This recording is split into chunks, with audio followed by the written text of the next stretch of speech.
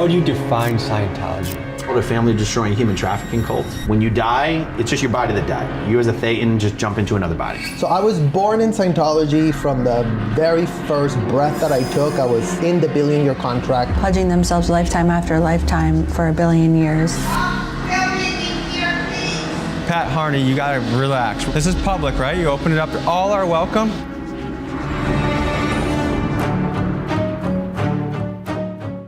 Whoa, whoa, whoa, whoa, whoa, whoa. Wait, where is the private property line? You need to leave right now. Don't touch private me. property. Don't touch me. It's private property. You need to leave right now. How's this Sea Org treating you? We can help you get out if you want to.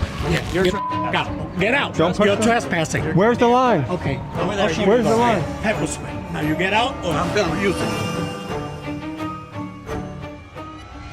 Before I begin exposing one of America's most notorious cults and reveal to you what they do behind closed doors, first let's get you up to speed on what this religion is. Scientology is a religion that was started by L. Ron Hubbard, a man who also happens to have the Guinness World Record for being one of the most published science fiction writers of all time. It's a bit of a complicated religion, so bear with me, folks. It's based on the premise that a galactic overlord named Xenu brought billions of beings to Earth millions of years ago, chucked them into volcanoes, exploded them with bombs, and created creatures called Thetans, which essentially is this invisible spirit that attaches itself to you and is responsible for all of the negative things in your life, ranging from anxiety, addiction, emotional pain, and more. And the only way to remove these pesky Thetans from your body is to follow L. Ron Hubbard's foolproof process. His methods involve paying boatloads of money to the church for courses called auditing classes, and even signing yourself up for a lucrative billion-year contract to the church. This cult has a shocking list of charges against it made by former members who allege the following. From the age of 2 on, you sometimes saw your parents only once a week.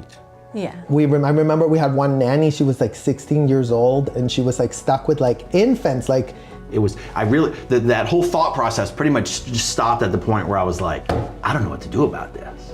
In order to investigate this religion for ourselves, we head to Scientology's 2 main hubs, Clearwater, Florida, and Los Angeles, California. What we find is a world guarded by secrecy. We have numerous clashes with church security, we hear heartbreaking stories from former members who were born into the religion, and we observe how Scientology has put a stranglehold on the city of Clearwater. Folks, truth is the most powerful weapon we have against lies, manipulation, and corruption. This is what Scientology does not do.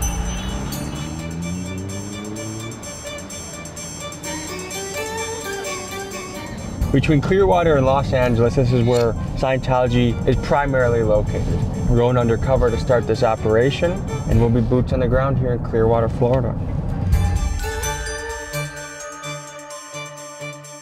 These guys get $50 a week? Yeah.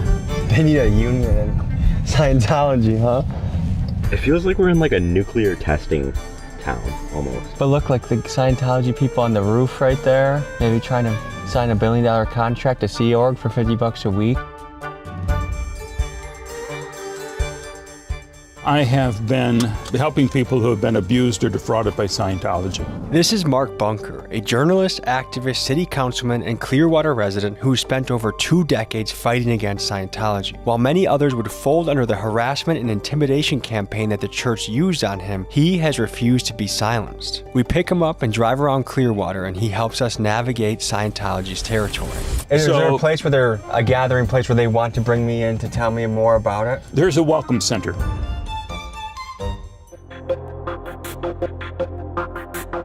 This is the Hacienda Gardens, and this is where the Sea Org members live. They sign a billion-year contract to work for Scientology. The trees are going to cover up one area, or level until, boom, right here. Apparently, Miscavige lives behind those trees. We would be kept up all night and sleep for a few hours under our desk. Basically, any little sense of joy that you had, there were people marching around trying to take it away.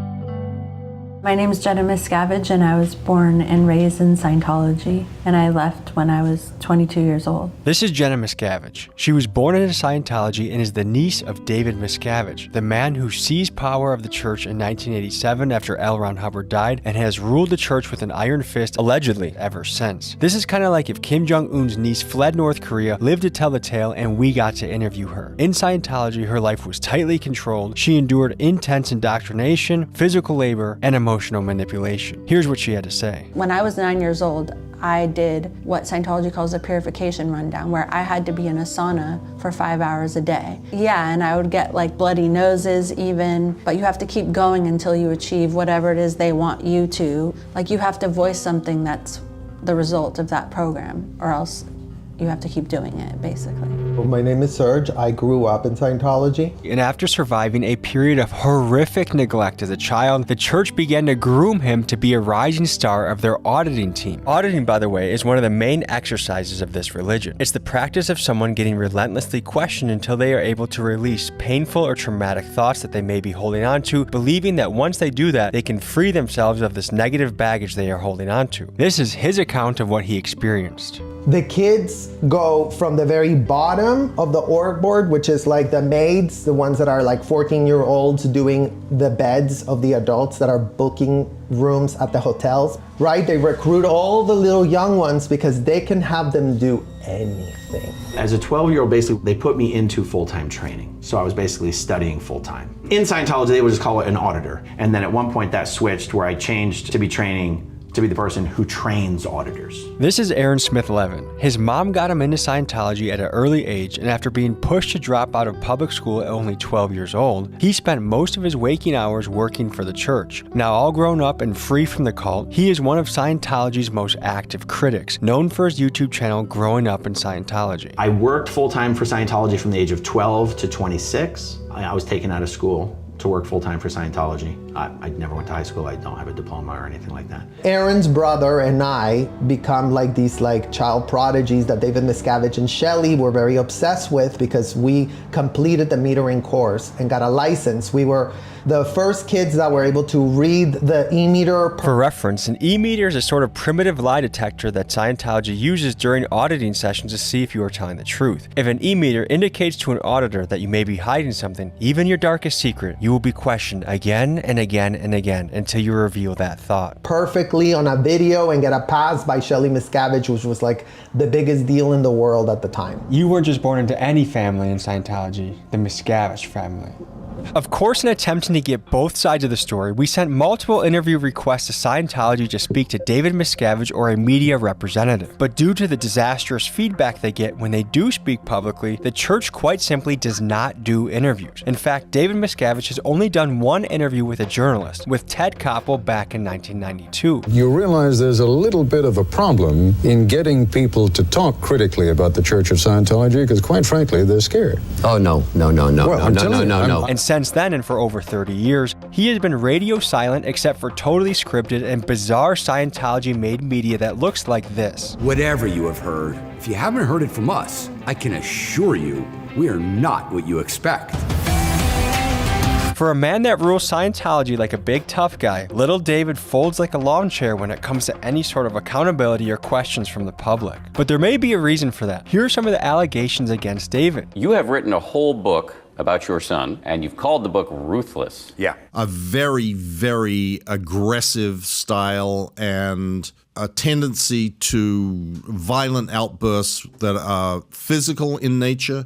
And to give you an idea of what type of guy he is, just look at what he did to his own parents that left Scientology. He and the church published hit piece websites about his parents, claiming his dad to be nothing more than a pots and pans salesman who punches his wife, and also adding that he lied about his book, saying that he was not in prison, he was not starved, and he did not have to escape from the church. And then he made his stepmom out to be a lying gold digger who wants to exploit her stepson for fame. My guy Keegan did some digging and found out that after David's parents escaped the church, they eventually settled down in West Allis, which is only 10 minutes from us in Milwaukee. He FOIA requested West Allis police records and found that Scientology paid a private investigator $10,000 a week to tail his dad and give hourly reports on his activities and whereabouts. This private investigator was found with a gun, silencer, and over 2,000 rounds of ammunition in his trunk. Stalking people with private investigators is allegedly a favorite tactic of this lovely church and shows you just the tip of the iceberg of how much Scientology tries to ruin your life if you leave the religion or try and speak out against them. I don't know how many people they squeeze into one apartment. 8 to 12, I believe. From the outside, it looks like a normal Florida apartment complex. What they are is 2 and 3 bedroom units where you've got like 4 bunk beds in the living room, 4 more bunk beds in each bedroom. Like you could be fitting like 15 people, easily 15 people into a unit. Like, it's illegal. They'll charge you for the apartment, for the food, for this, that, and the other thing. So if you leave, there are people who leave with $100,000 bill or more. So I was born in Scientology. From the very first breath that I took, I was in the billion-year contract wrapped up because my parents had been recruited to go to the AFA. My parents are from North Mexico. I grew up in appalling conditions in Mexico. The cadet org was disgusting. It was like 100 kids. I remember we had one nanny. She was like 16 years old and she was like stuck with like infants. Like, my sister also grew up there, and I remember still like her being in a crib, you know, like with full of urine, like no care for the babies at all. Folks, we gotta emphasize what we just heard because it's so crazy. Imagine this, dozens of babies in a room, many of them crying, needing to be held, sitting in their own dirty diaper, and just one overwhelmed teenager caring for them, allegedly. It's sickening, and the reason, allegedly, this is done is because good old L. Ron Hubbard basically believes that babies should be treated like adults and they don't need any special sort of care or attention. From the age of 2 on, you sometimes saw your parents only once a week. Yes. Can you talk about that? So my parents worked for Scientology's most dedicated group called the Sea Org, the Sea Organization. They signed a contract pledging themselves lifetime after lifetime for 1 billion years to servitude to Scientology. It meant that they worked like 115-hour weeks. They got little to no time off. Kids that were born into the Sea Org were taken care of by nannies. They didn't see their parents. They were lucky they saw them for an hour a week. What are the benefits of doing all this? Why would someone devote their life to this? When you're doing it, you think that you're dedicating yourself to an amazing cause. You think that you're like saving mankind, and it's sort of like the greatest purpose you could have.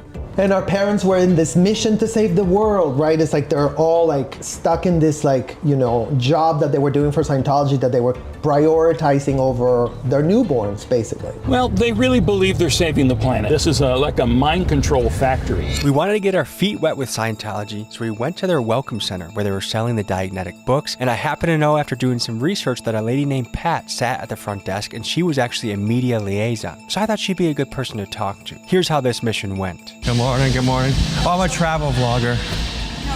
No filming. Oh, I'm just a travel vlogger. Stop filming in here, please. Pat Harney, you gotta relax. This is public, right? You open it up to all are welcome. L. Ron Hubbard. And who is L. Ron Hubbard? He is a science fiction, Western fantasy author, born in 1911 in Tilden, Nebraska. He is a guy who lived an amazing life, but was a pathological liar and a con man. He basically created Dianetics as sort of this like poor man's psychotherapy, and then a few years later created Scientology. Hey there, how you doing? This is a private property. I'm just trying to buy a book, sir. And why does no one here answer questions? Mike, come over here. Can I buy a book first? This is private property. You can, but you can buy it out here. Are you like a leader here? Can you please come outside? Are you a Sea Org member? Can you please come outside? I will come outside if you can answer like 3 questions. I would love to come outside. Come outside, please. This is private property. Hey, L. Ron. All right, Pat, have a good day. I wish we could have talked more, honestly. Hey, guys, they're not really open to the public anymore. We have their Agent Smith coming. Can you come up? Oh, no. Agent Smith, what got you into Scientology? Oh, sorry, I'm just... Can you watch out, sir? Hold on, I'm standing still. He's taking a picture. I'm trying to pose. I don't want it to be a blurry photo. The Hacienda Gardens, what time do you think I should be by later? Like, do you guys do cookouts or anything like that? Yeah, something like that. I bet you guys would actually enjoy... Check out our website. Check out our TV channel, okay? Fantastic. All right.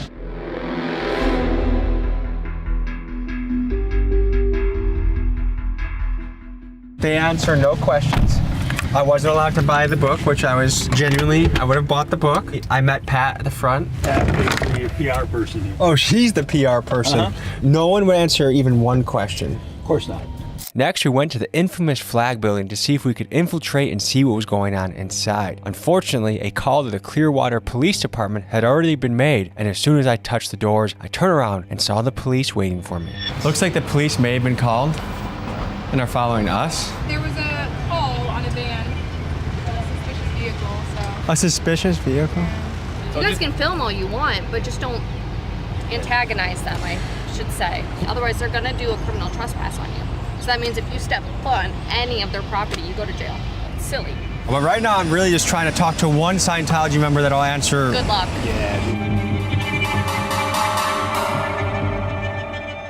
What is it like living in a city that's dominated by Scientology? It's horrible. When we see them, they're marching in line like zombies, down the street. What do you think about them owning $200 million worth of real estate? I mean, if that's what they want to do and they're not hurting anybody else, as long as they're American citizens. Well, they bought that whole block, 2 blocks, I believe, and then across the street, too. They pay their taxes. They're tax exempt. If you well, I disagree with that. Elon Musk needs to get on that. It needs to be looked at, investigated, and someone to make a good decision on that, and that's going to be President Trump. Nobody knows anything. Is the town trying to do something to... The commissioners are, but what can you do? Scientology started secretly buying up all the property downtown here in 2017.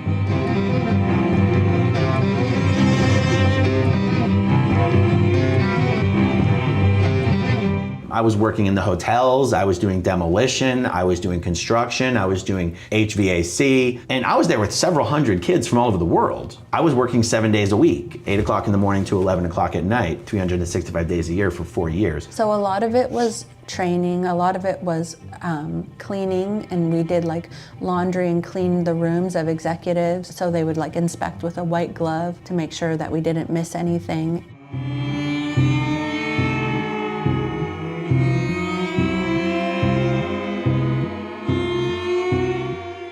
Tom Cruise gives all credit to Scientology for his success. Tom Cruise is Tom Cruise because he's Tom Cruise, not because of Scientology. Every single window is closed. Every single blinds that you could see into is closed at a certain level until it ends. They're a very don't look in here type of a place. What was going through your head when your parents decided we're going back into it? Since my whole entire family was connected to it, it never left us. So we were still kind of like exposed relatives were into it. My relatives, all my aunts, all my uncles, all my cousins, everybody. I signed a billion-year contract and now I'm there for the rest of my life. And my pay was gonna be $50 a week. So I was like, oh damn, I'm 10K and that $50 a week. I'm like, okay, I guess I just have to really make it here. When I was 12 years old, I was moved across the country here to Clearwater, and my parents were still in California. Any part of you say, something's not right here, something's really wrong? I don't think that second part added into it. Not like there's something really wrong. It was, that whole thought process pretty much just stopped at the point where I was like, I don't know what to do about this. Even the higher ups, like yes, they had some things easier, but that's really mostly at the top. I feel like Scientology is like a game of power, and everybody has to report on each other, and that's how you get to the top, is essentially by throwing other people under the bus. That's the only way you can feel important. The way to happiness? This used to be the Lisa McPherson Trust. This is where we had our offices, right next door to Scientology's OSA, Department of Office of Special Affairs, was right there, the dirty tricks people. Right through there, that was my office right behind these windows here.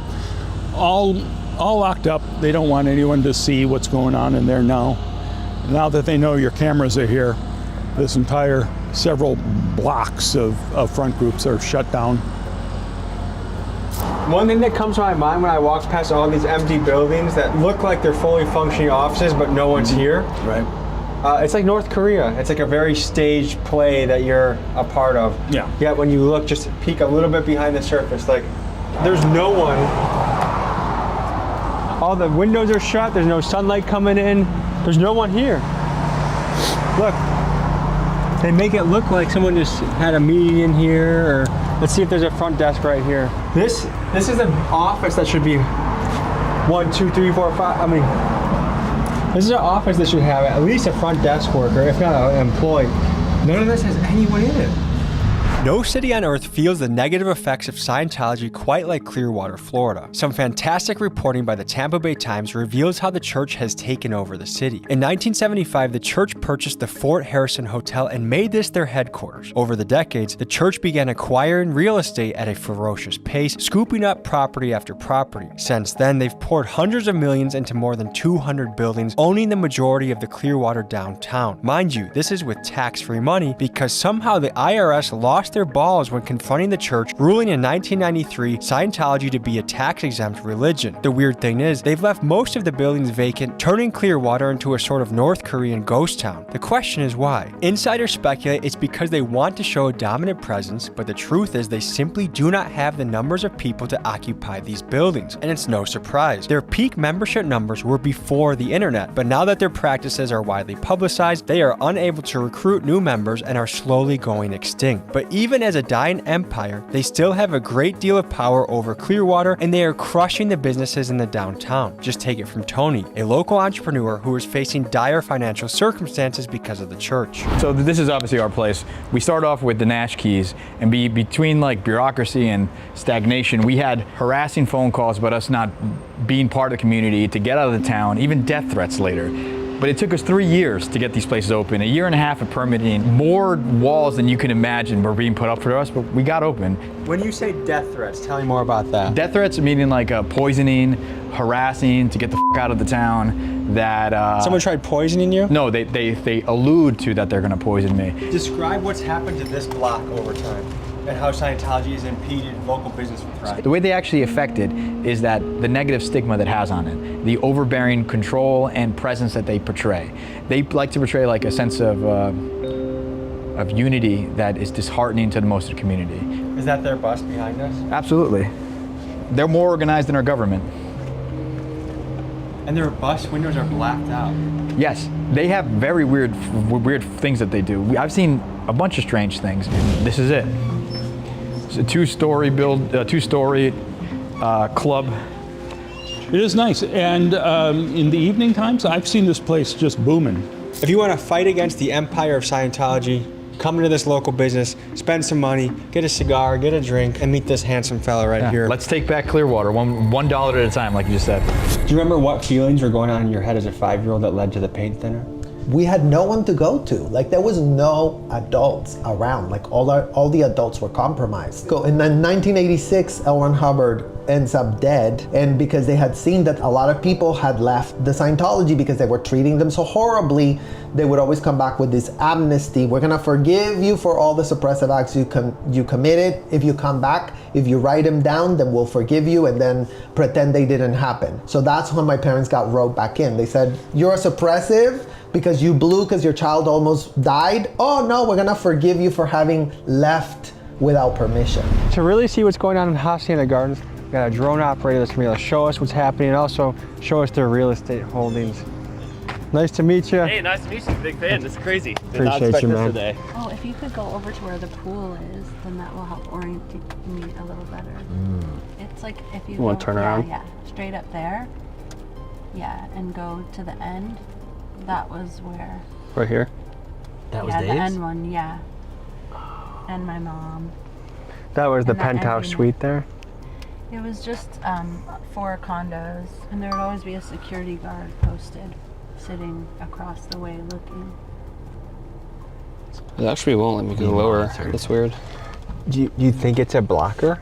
That's the only thing I can think of, because it'll let me go up, but it won't let me go back down to where I was. Interesting. It's really odd.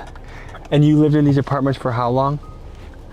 For about 4 years. I lived here for a few years as well. Really? Yeah. Do you remember which block you lived in? Multiple blocks, but one of the last ones was this one right here. And you really can't get out unless they let you out. Like, we would have to come out and tell them what we were doing. Like, if it was on one of the mornings where we would do cleaning, and if we wanted to, like, go to the gas station or something like that, we'd have to Like, even talk. going for a walk that's outside? the thing, like a normal apartment complex, you know, the magnetic doors, you know, like if you have gates and magnetic doors, usually you can get out. You might need a key to get in. You cannot get out of this apartment complex without a security guard letting you out and opening the gate.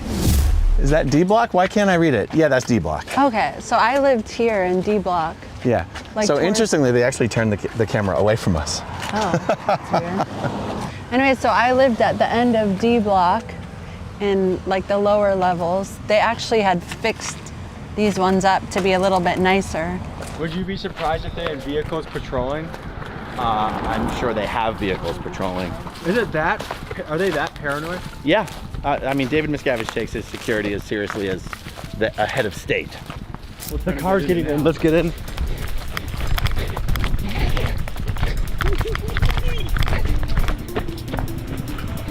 Hey, we got a meeting with David Miscavige. Go. Hey, look at the flashing. Go back. Hold on. Hold on, please, sir. I just want to ask questions of David. Sir, please. Stop, sir. Sir, please. Oh, sir, ow! Geez, there are 1, 2, 3, 4, maybe 5 cameras on us right now. How long were your parents out before they went back in? What was this? Like maybe like 3-4 years. Then L. Ron Hubbard dies. They go back to Mexico. They get recruited back in again. Was their life terrible outside of Scientology? My grandparents were chill. My grandparents were normal people. So what would have possibly motivated after they escaped and had freedom for 3 or 4 years? Scientology caters to a narcissistic personality because the thing is, it promises superiority. It promises you're going to be better than everyone else. Do you ever get to confront your parents about that or ask them, are they still in it? No, my parents aren't in Scientology anymore, and they think Scientology is horrible, and they've said that it's like the biggest regret of their life. How was it escaping Scientology? Well, I guess the thing is that in Scientology, you know, at certain levels of management, they actually won't let you leave. Like the area will be surrounded by gates and they won't let you out the door. If you manage to leave, they'll chase you, because when you leave, people who are in Scientology are no longer able to speak to you. You can't get a job at a Scientology company. Like in my case, I didn't know how to drive, I didn't have a bank account. And so your livelihood actually getting a job depends on you being connected to these people, or you lose every family member. And so while you can just walk away, that's like totally deceiving. You risk losing everything that's important to you if you do. I got it in my head that we wanted to storm the Celebrity Center, which is the place that the highest ranking and most influential Scientologists go. Actors like Tom Cruise and John Travolta, and businessmen like Grant Cardone. So I wanted to see for myself what was behind these walls. Here's how that went. Whoa, whoa, whoa, whoa, whoa, whoa. Wait, where's the private property line? Where's the line? Guys, it's private property. Is You're that on guy- the sidewalk? He's on private. Oh my God, he's on private property. Right on the sidewalk? No, but can I, You're on private property. what makes it worth selling your soul for $1 billion years? Just close. Just move to the sidewalk. That's Does what we're Tom asking. Cruise know that you guys work for $50 a week? What we're asking is just to move to the sidewalk. You need you to move out here. Oh, whoa. Come this way. Are you? You need to move off private property. Why are you bumping and grinding on me? This ain't a Nelly song. We need you to partner. move off. You're on private property, sir. How do we talk to someone from Scientology? You guys need to leave right now. Get off the property. Get off the property. You're trespassing. You need to leave right now. You need to leave right now. Don't it's touch private me. property. Don't touch It's me. private property. You need to leave right now. Leave right now. It's private property. All right, we'll be back. We'll be back. Sir, just need. Are you guys pushing me? Stop pushing me. You push me? I just need. You're on private property. We just need to move off here. I don't have anything against you guys. I'm just curious He's what. trying to help y'all escape. You can escape. You still can leave. Like, to think that you would work 80 hours a week, what makes it worth it? Are the security guys there? Are they Scientologists? Yes, they're actually some of the most important Scientologists. Have you ever heard of the term OSA? That's the Office of Special Affairs. Sort of like Scientology's FBI, CIA, Secret Service all in one. So they do all the dirty work. They're very high ranking. Dude, what would have happened if we would have we got a fist fight? That would have been good content. You would have f***ing moved. With 3 of them? This is William Jude. When I told Aaron Levin Smith I was headed to LA to further investigate the church there, he said you gotta meet up with William. Known for his work battling the church on his YouTube channel Scientology Audit LA Streets, William has spent months documenting and battling Scientology. Together, we go on a mission to infiltrate the church's LA stronghold. So my name is William Good. I'm an activist out here. Had a beef with Scientology a couple of years ago, and they said some really crude things to me. What did they say? A security guard told me to suck his c***. So I thought that was kind of crude, so I said I'm gonna end your religion, and so here we are. So they're working 110 hours a week for nothing. They're literally slaves. They're slaves, and a lot of these people come from other countries, right? So they bring them here on religious visas, and then once we get here, they take their paperwork away, so now they're stuck. Should we visit one of their plantations? Sure. Let's go for it. Let's go. All right.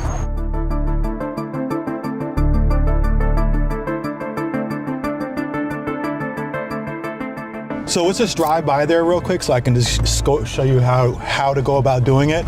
Then park a few blocks away, and then are you gonna? If you walk in with your cameras, yeah, there's no chance. Because when I come walking down the street, I have to hug the wall so they don't see me. The minute she sees me, she goes, they will literally run in there and close the door. We got our guy, Cheddar, aka Texas Buzz, back for another investigative piece. You may have seen him in the sex, money, murder piece in Dallas, where he infiltrated the prostitution ring. Now we're sending you into Scientology, man. Yeah. How do you feel? I don't know too much about this, so we're just gonna go in there and be genuinely curious, like what's going on. I think that's the perfect approach. It's gonna be similar to the Clearwater bookstore, so we want to get a fresh perspective. So, Cheddar, good luck on your mission. Got you. And no tortas on the way there. Just make it straight to the wall, I got okay? you. Go get him, Cheddar.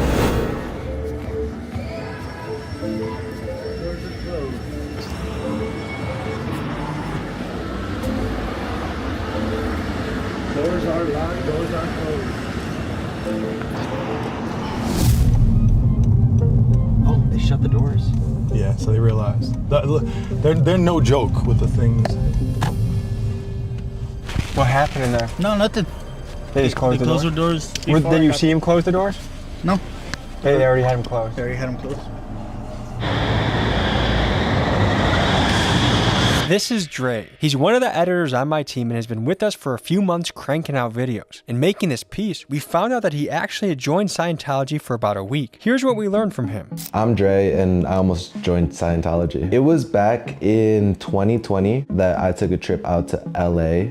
Being in the area, you always heard about Tom Cruise talking about Scientology. So it was one of those stops I wanted to do. I was just on a regular touristy trip. I was looking at the stars, and then they got people in suits always just walking down and forth closer to the Scientology building. So that's where they got me. Initially, when you go into that building, they have their showroom. So that first half that I stepped into was the museum part, and they have posters, TVs, small little like segments of like who they are. And then once you go into the back room, it looks more of an office, but like higher end office. They have their cubicles, they'll bring you into one of their cubicles and start talking to you. It felt like therapy. The whole time they're very personal, so they're always looking at you. It feels like they actually want to get to know you. We were in there for, I would want to say like 4 hours. They emphasized me coming back. And they kept on saying like, oh, well, how long are you here till? Could you come back tomorrow? We can like do more things. So they took me from the initial consultation, I'm gonna call it, and then they pitched me we think you'd benefit from this first seminar, which is this book right here. I got this book during that seminar. So if someone was leading the course, they showed us videos, we talked about it, they made us like write, so it was a full blown, you're interacting with the person teaching us and then the videos they're showing us. Was that the last time you went? Like, did you ever return to Scientology? I never went back, but I know that I continuously get emails and I still get letters sent to me. Is that Jennifer? Jennifer Crosshauer. She's like their main. I just pull up to their work. That is Jennifer. That is Jennifer. Should we talk to her? Try to. The lady William spotted is Jennifer Krauskopf. She is Scientology's chief legal officer, even though it's unclear if she even has a license to practice law. She's the one in charge of things like getting restraining orders on protesters and personally signing all legal documents between the church and the city of Los Angeles. We jump out on foot to try and speak with her. Jennifer, can we talk to you a little bit? How's the Sea Org treating you? We can help you get out if you want to. Jenny! Stay off the property, you're trespassing. Where does it start? Nope. Can you tell me where the line is? Private property. Let's go. Let's go. Get out of the property. Yeah, you're fuck out. Get out. Don't push You're the- trespassing. Where's the line? Okay. Where's the line? Pepper spray. Now you get out, or I'm gonna use it. That seems like a crime. Yes, go ahead, report it. That's a little pussy move. See, that was easy. A real man wouldn't need pepper spray. I would love to see the inside. Has any footage really been captured on the inside? Through the windows, but every time we film through the windows, they try to prosecute. You notice something, no windows are open, right? Shades are down everywhere. So with the internet, it's almost impossible for them to recruit. Yeah. Before the internet, when information wasn't exposed, it was a cool hip Hollywood thing. All the LA people were doing it. Monkey see, monkey do. But that ship has sailed. Yeah, the Celebrity Center, the reason they bought the Celebrity Center is that was gonna be their main recruiting spot. That's where all the stars are gonna come hang out, and you know what? I wanna be part of that. That's cool, and they give acting classes there for free? Hell yeah, I wanna go there. Little do you know, it's not really an acting class, you're just being recruited in. But now, because of information, all the younger generation knows. They're like, oh no, that place is a cult. What was the moment that drove you to the point where you said, I gotta get out of here? It's hard to just say one moment because so many things happened throughout my life, so many things that were horrible, so many things that should have been the moment. But it was after a period of time where I had been on a Scientology mission that was in an area where it wasn't as so rigid as the base that I had returned to after, where they weren't letting people sleep. They were like, if you were to fall asleep during an L. Ron Hubbard lecture, they would make you they would first embarrass you in front of everybody by screaming at you. And then they would make you scrub the dumpster with a toothbrush. And we weren't having any time off at all. So it was just getting more and more strict. What made your parents leave? They were at Scientology's international management base. And so they were witness to a lot of things that were going on there, including my uncle, David Miscavige, who's the leader of Scientology, like physically beating staff. Like punching him? Yeah, like punching in the face. And my parents themselves were separated from each other for many, many years. This is a loaded question, but do you feel robbed of your childhood? Yeah, actually I do often feel that way. I mean, I don't go around being angry at it all the time. There was a period when I first came out of Scientology when I was angry at certain things that happened, but honestly, once I became a mom, I actually started to get a little bit more angry about my childhood because I didn't know. What's your prediction about the future of Scientology?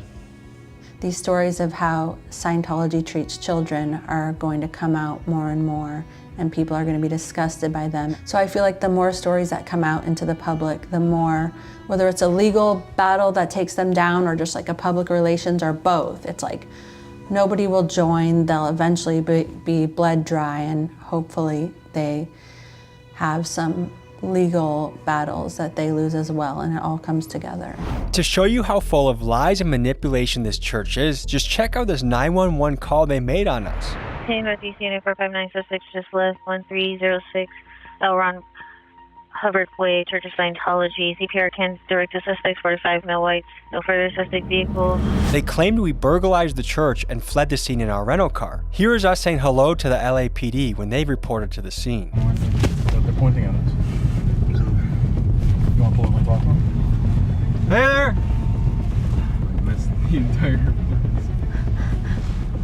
So apparently the LAPD showed up to the scene. Yeah, just park right here and just walk up. Give my regards to Xenu, okay? Thank you. One thing to question is this. When there are repeated calls to a location like there is with Scientology, typically a city will label the property a nuisance property, which means the property in question must correct their issues or face legal action from the city. So why is it that Scientology can blatantly lie, allegedly, and disproportionately use city resources without repercussions? And keep in mind they are doing this as an entity that does not even pay taxes. Alright folks, that was a look into the world of Scientology. If you'd like to see more of William's stuff, his Instagram and YouTube is tagged in the description. Thank you guys for joining me on this journey. Don't join a cult. We'll see you next week. And my final thoughts is I send my regards to David Miscavige. Peace. Folks, after seeing all this, you might be wondering a few things. Like, number one, why in the fuck has the FBI not kicked down this place's door, raided them, and gotten everyone responsible for child neglect and the other insane behaviors allegedly arrested? The other thing that comes to mind is how in the God's green earth is this place tax exempt after amassing a multi-$100 million real estate portfolio? I guess I'm gonna start my own religion so I can get rich too. We want no cowards in our camp, only men prepared to die.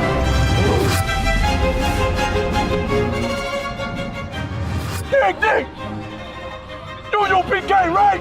Yeah! I'm UPK!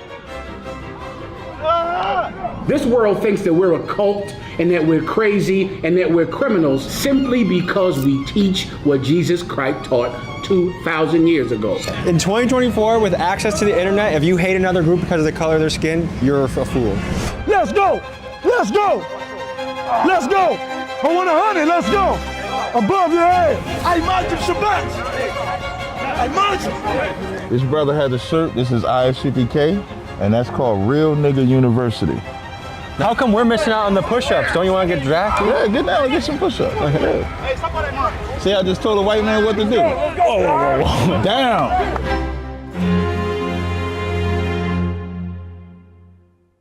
These are the Black Israelites, and they've been designated as a hate group. They hate a lot of different types of people, but they reserve their highest level of hatred for gay people and white people. They believe that Jewish people are imposters and that they, the Black Israelites, are the true descendants of Israel and thereby the chosen people of God. Furthermore, they believe that when Black Jesus comes back for the rapture, that they will take over the earth and enslave the Caucasians and Asians. Now, they call themselves the Black Israelites, but probably because recruiting numbers were awfully low, they began to include Latinos and Native Americans under their umbrella. To better understand how these guys think and operate, I thought it would be a good idea to send the whitest guy in my crew, Keegan, to spend 3 days with them in Harlem, New York. What you will see in today's episode will be a combination of me personally meeting this faction of the Black Israelites and fly-in-the-wall footage from Keegan after he embedded with them a couple weeks previously. I'm genuinely perplexed on how people can hate each other in 2024, especially with things like internet access and most of us being able to learn from the ugly parts of human history. So let's unravel this mystery together, and buckle up folks, because this episode gets intense and confrontational.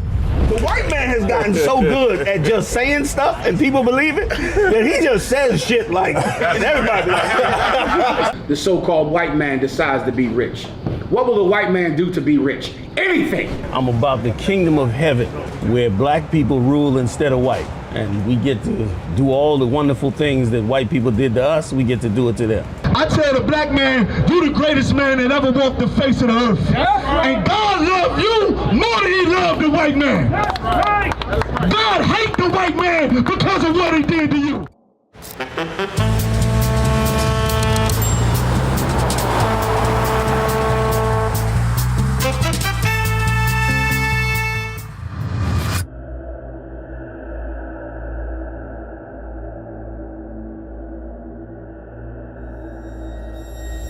Come on, let's go. Come on, let's go. Morning. How are you, brother? Tommy. Tommy Yes. C, right? Tommy Cooper? Tommy G. Tommy Yes. G, I'm sorry, Tommy G. Tommy Cooper might be nice though. We should probably go for that. So Keegan's not coming today? Keegan's parking. He's parking, I okay. can hardly park in New York. It's Yeah, hard for me. I know it's hard to park. Where's Keegan? Keegan, he's parking. Okay, how are you? Tommy. What's going on? Nice to meet you. Don't disrupt what's currently happening, all right? Yeah. All right, well, I was invited. Yeah. These are brothers who came out of the world.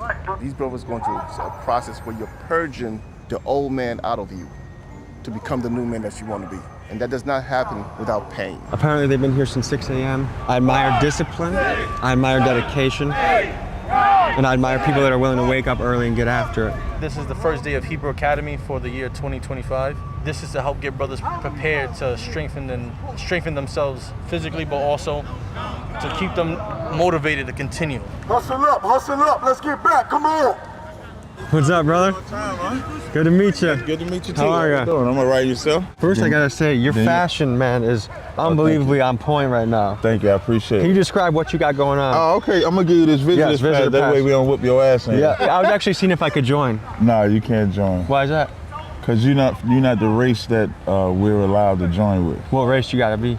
you got to be one of the 12 tribes of Israel. In North Central and South America, they're primarily blacks, Hispanics, and Native Indians. So if your father's like of Negroid descent, Native Indian descent, Dominican or something like that, then you could join in. But if he's not one of them, you can't join it. What percent do I gotta have? Your daddy just gotta be there. It's no percent. Even Jewish people say that you're Jewish according to your mother, but the Bible says it's according to your father. So like for us, Bob Marley is a white man. Can you break that down for me? Because if you ever look up Bob Marley's father, Bob Marley looks like his father in blackface. Because So Bob my Marley's father mom is white. could be a beautiful black queen, but if my dad's white, I'm out. That's right.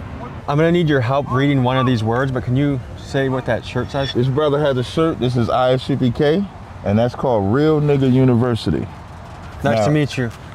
I'm Tommy. How you doing? How are you? No problem. Now, a lot of people, of course, the word nigga has always been a derogatory term for black people in America. But this is also an identifying marker for who the children of Israel are in the Bible. When you go to the book of Acts 13, verse 1, they call Barnabas Niger, which is where nigga comes from. How long did it take for you to acquire your real nigga status? You can answer. Me? Mm-hmm. It took me 90 days. And what kind of training or certification did you undergo in your quest to become a real nigga? I attend class for 90 days, and then that's when I'm born again. And what made you say, I want to become a real nigga? It was nothing out there for me to navigate to become and understand who I was and who I am.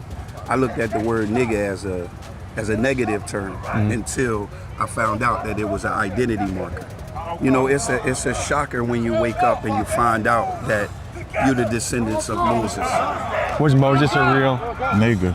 Hell yeah. Was Jesus Christ a real? The realest nigga. Was Malcolm X a real? No. A real? No. Malcolm X had a good spirit for brother. Hey, can I get my coffee? Let's go, turn it up. You're moving too slow. Malcolm X was Hold on. Can I say something? I was expecting your coffee to come straight black. And right now, that coffee has got some Caucasian mixed into it, brother. This is a vintage. This is allowed in this school and the real... Yeah, Real Nigga University. Yeah, we drink coffee. This is oatmeal shaken espresso, vanilla cinnamon foam. Who's vanilla? Yeah, Are you cinnamon appropriating cold my foam. culture right now? Nah, but coffee can't integrate. The reason why I said Malcolm is not a real one is because Malcolm was trying to join us to the Arabs religion. Malcolm had the right spirit of brotherhood, but the wrong religion. So he was leading us to Islam. It's like Martin Luther King leading us to Christianity. So we don't like either one of them. Neither one of them are real niggas. Wait, Martin Luther King?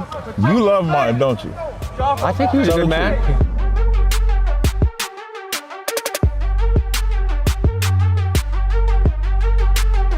Beautiful day in New York. You know, the sun's out.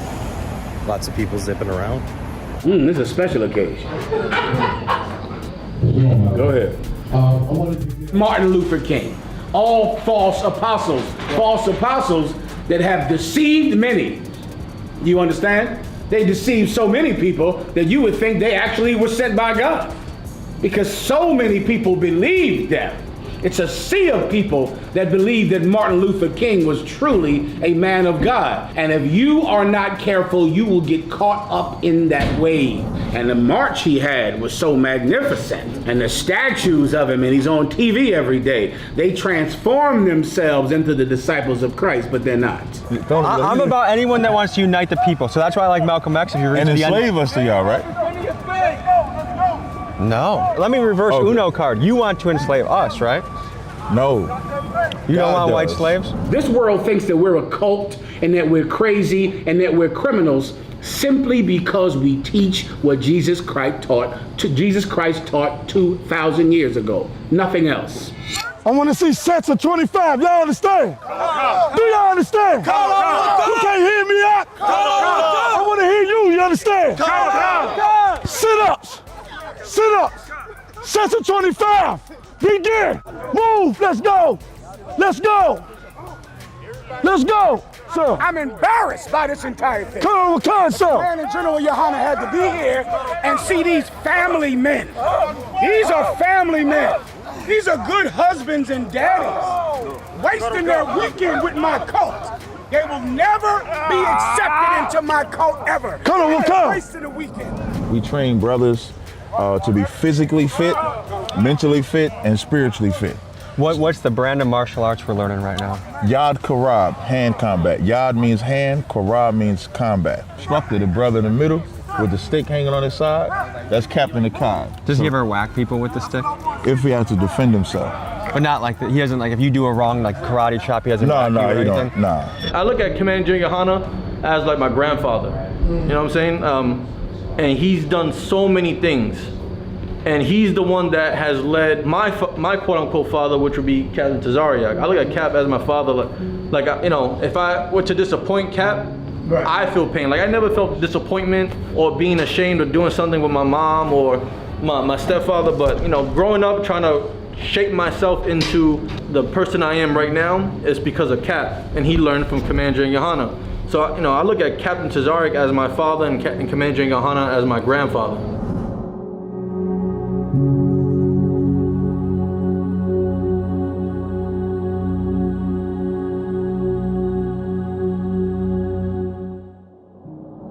And also too, I have my Well, I feel like I just broke through. You ain't break through shit, man. You just filming. You just a white guy filming. How come we're missing out on the push-ups? Don't you want to get drafted? Yeah, get down and get some push-ups. Yeah. See, I just told a white man what to do. Whoa. Down. Now you should take a picture. My slave. Get in position. I'm not doing what Master says. In the kingdom, when he says I'm not doing what Master says, that's what happens. So you believe white people are destined to be slaves? Facts. That's what God said. He that leadeth into captivity shall go into captivity. He that killeth with the sword must be killed with the sword. I've never put anyone in captivity. I've never enslaved anyone. But your ancestors is why you benefit. Didn't. Actually, they did. Where you from? Poland.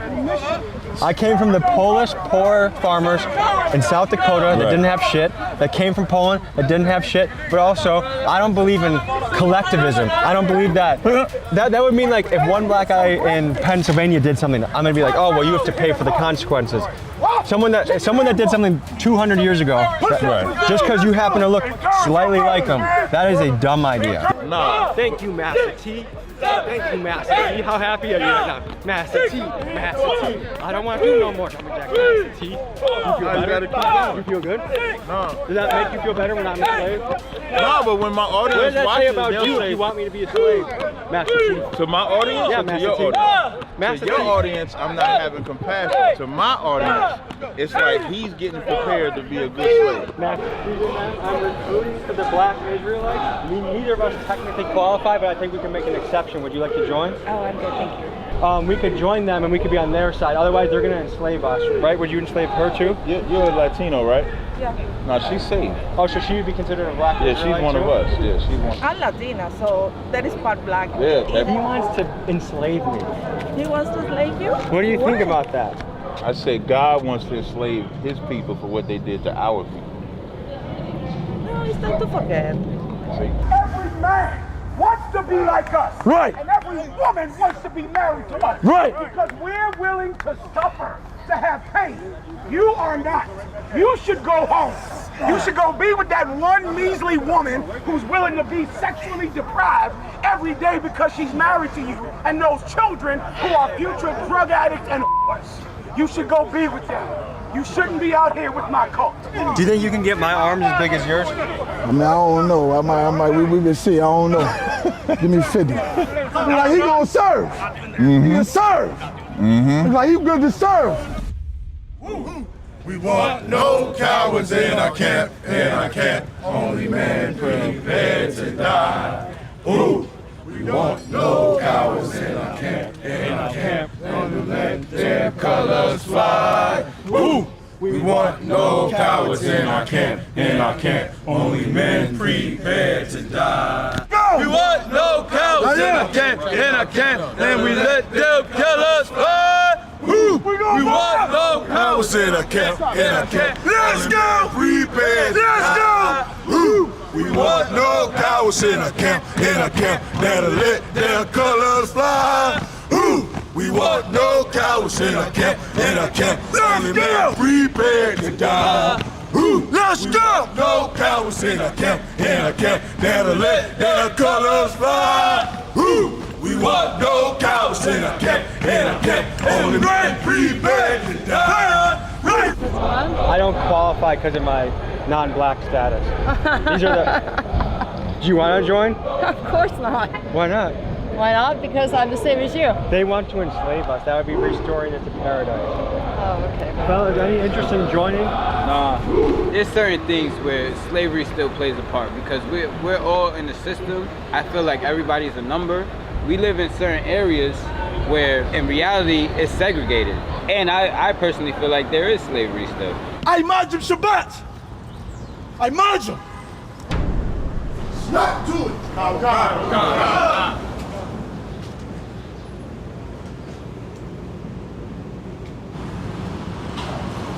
Push up position. Begin. 1, 2, 3, 4, 5, 6, 7, 8, 9, 10. You guys have been labeled as a hate group. Yes, we have. Are you a hate group? It depends on who you ask because we love blacks, Latinos, Haitians, Dominicans, Mexicans, Guatemalans, Panamanians. Do you hate white people? God hates white people. Do you hate white people? I can only hate white people because God hates white people. So you do through the shield of God? I do through my father. Like I hate what my father hates. Sir, would you say you hate whites? What I hate is the crimes that were committed against blacks, Hispanics, and Native Americans. That's what I hate. Do you hope that I'm enslaved one day? Well, the Bible says that, the nations that, came up against the nation of Israel will have to serve out their punishment in due time. But, the Lord will make that determination. How would you diagnose the current state of black America right now?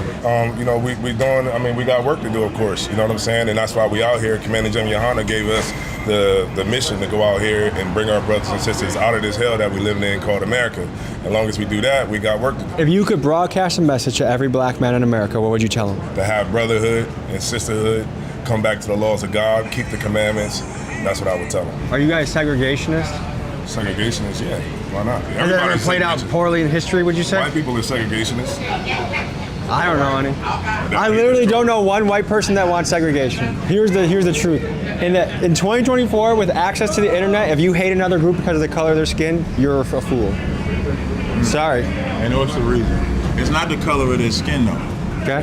It's their actions. It's what they do. If it was color of the skin, you heard me earlier say Bob Marley is white. You heard me earlier say we don't like Africans either for the very reason.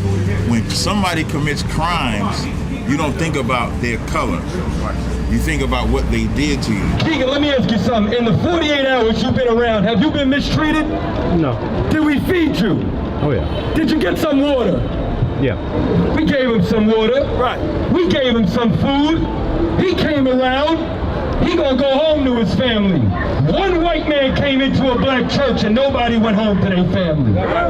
We are the most compassionate people on earth. And don't get it twisted. Keegan, I still want to see your nation burn. We gotta take care of us before we take care of someone else. My question would be is, why do white people feel the need to be loved by black people? I would say unity for everyone. I think we should all love each other. Every American, every human on earth, we should love each other. I think that's a pretty good goal. If I loved you, how would it even really improve the average black person? Listen, I'm not the one standing in Times Square yelling they hate white people, so that's why I'm asking about it. If we scream love, how would it help? The world would be a better place if we loved each other more. Hey, I did want you to ask my general, my leader, if you had a couple questions. Yes. Hello, General. If I could, this is Commander Jenny Hanna. This is the leader of ISUBK, the organization that I'm in.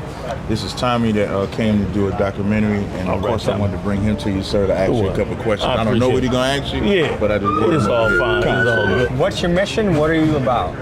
I'm about the kingdom of heaven, where black people rule instead of white. And we get to do all the wonderful things that white people did to us, we get to do it to them. Such as? You tell me. What have white people done to black people? Oh, what time period are we talking? Any time period. Recently? Any time period. Yeah, I gave a guy like a handshake and a hug yesterday, so maybe that qualifies? Could qualify, possibly. What else? Let's talk about the bad things that you did, though. Are we talking about slavery?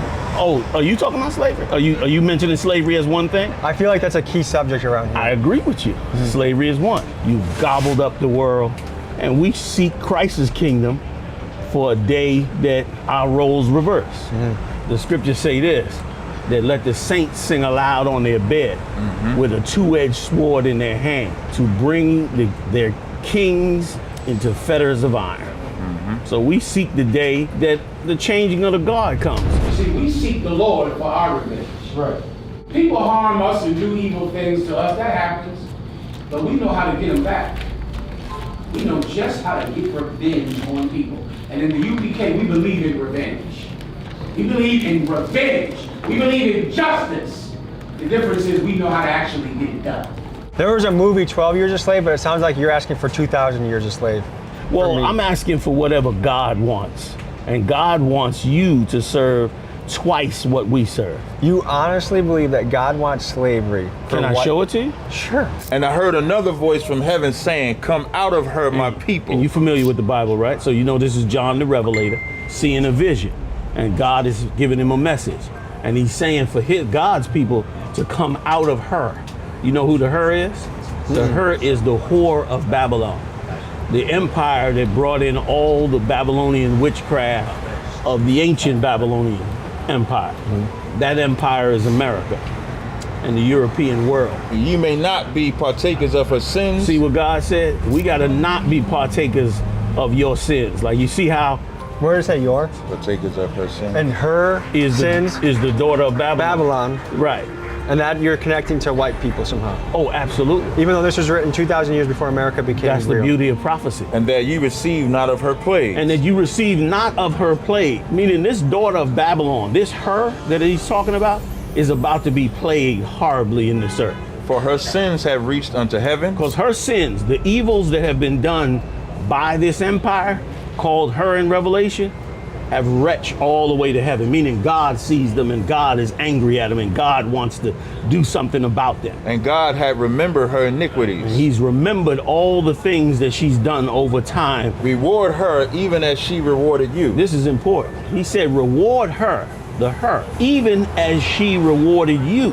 How did she reward us? She rewarded us with what you brought out. One thing was slavery. You believe that's a reward? That's why he's saying reward her even as she rewarded you. It says, and double unto her, double according to her works. According to her works, give her twice as much. I think if you were to look at that text, right, it sounds like if someone gave you and rewarded you with something, to be more generous, twice as generous with it. That's a very positive, nice, community-driven quote. And instead, you guys, I would say you guys are very similar to the Ku Klux Klan, which is you've taken obscure texts and warped them into ways that create hate. What seminary school did you go to? The School of Rationality. See, that's the problem. That's the problem. Because I went to the Israelite School of Universal Practical Knowledge and received my PhD in the knowledge of the truth. See, that's the problem with the white. Listen, the white man has gotten so good at just saying stuff and people believe it that he just says shit like, and everybody like. Who came up with this interpretation? Who came up with this? Great scholars who before you. Oh, before me. I did everything you hear me say, I created none of it. This is not created by me. Would you say you're a happy man? I would say that I cannot stop being happy. There's nothing greater than to have your eyes open to the real world that you live in. It's not a personal thing with you. I don't know you. I don't hate you because you're white. I don't look at you like, oh, he's a white man. I don't look at any of that. But your people have committed crime. I mean, global crimes. And here's the thing. Our people have been taught that even though you've done these crimes, we should think, like you said, practical, not think how God said. You should be punished, shouldn't you? No. For the things, I mean your people, for the things that your people have done, shouldn't they be punished for it? I don't believe in collective guilt from 200 years ago. You don't believe in collective guilt? It's a terrible idea, and if you look at it in practice and history, it's a very bad idea. Let's say it's a bad idea. They do it in North Korea. I don't know if you want to move there, but it's pretty bad. Let's say it's a bad idea. Is it just? No. What's wrong with punishing a man for something what you did? didn't do? I'm going to punish you because someone in your family did it. That's a bad idea, isn't it? You just did it the other day. You just locked up some guy. Who's me? I didn't lock up meaning anybody. Your people. You're a part of your people, aren't you? You are an American, aren't you? Though.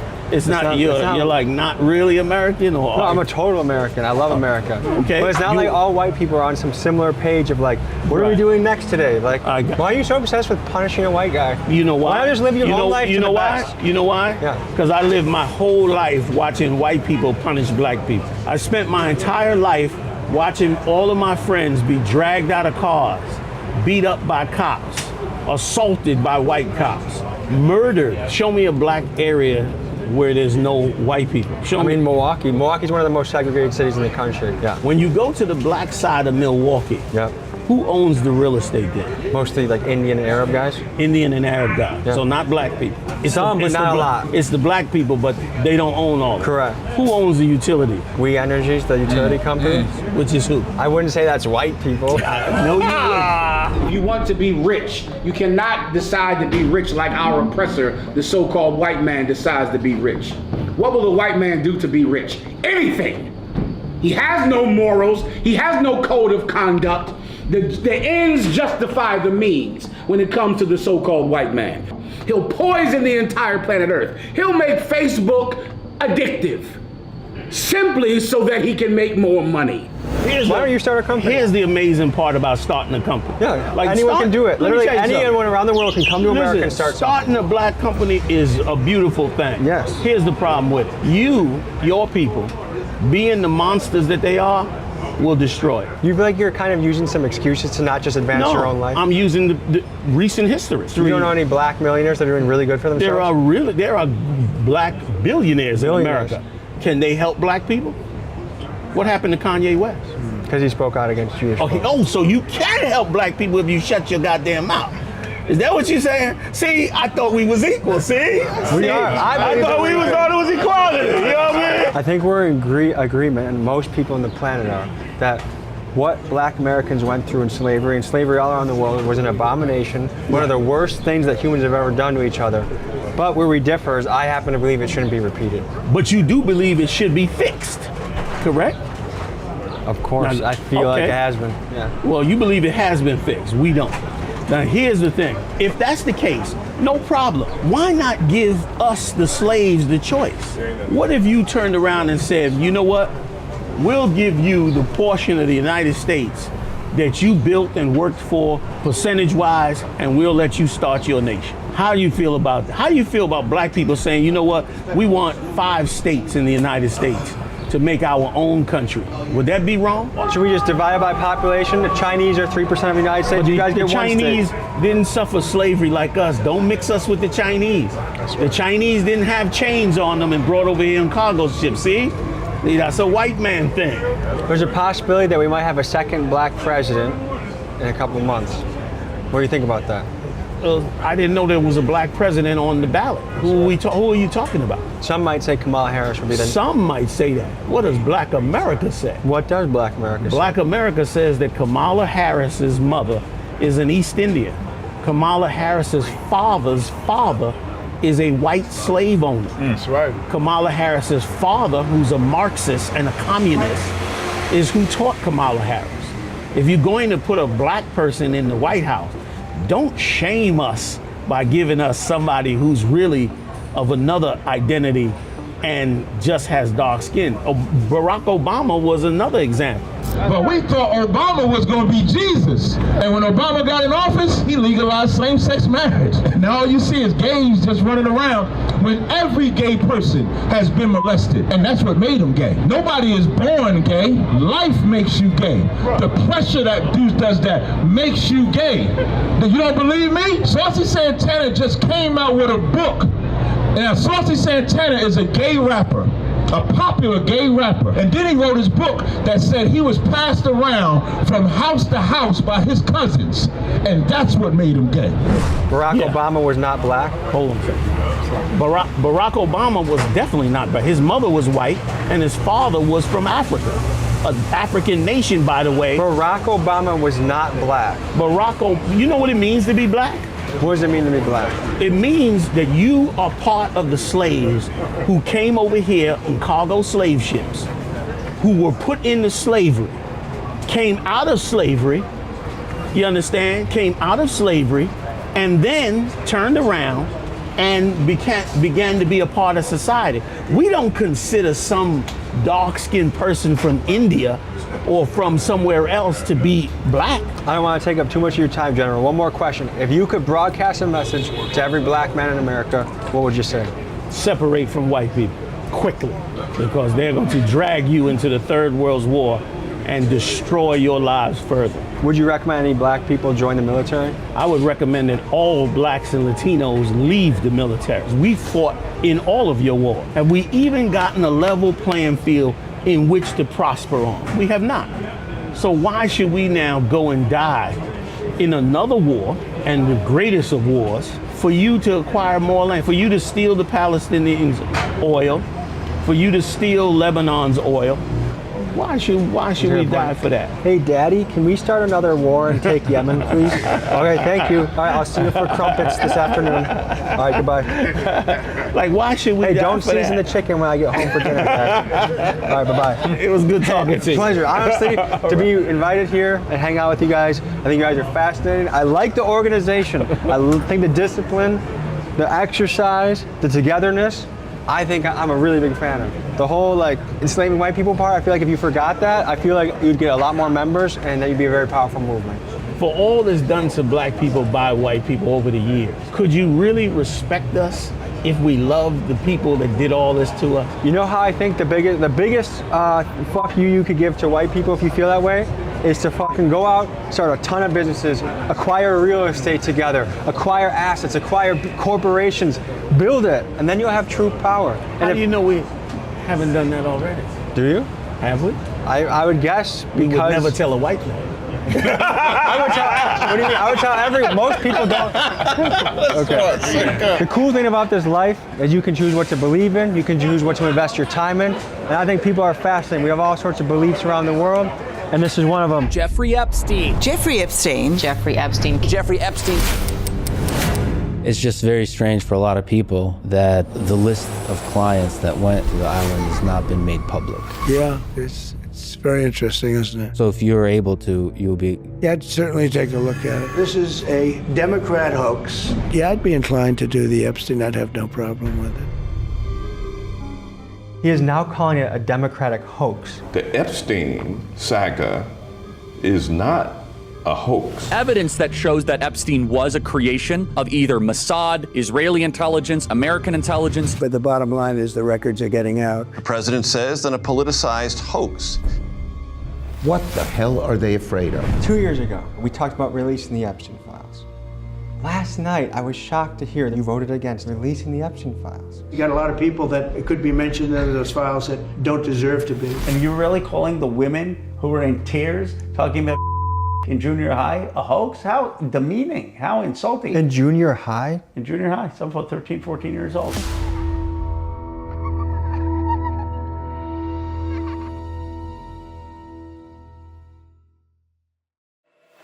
I wanted to look into the Epstein file cover-up, but I didn't want to risk offending the president or doubting the FBI director's official narrative or making our politicians feel uncomfortable by asking too many questions. You know what?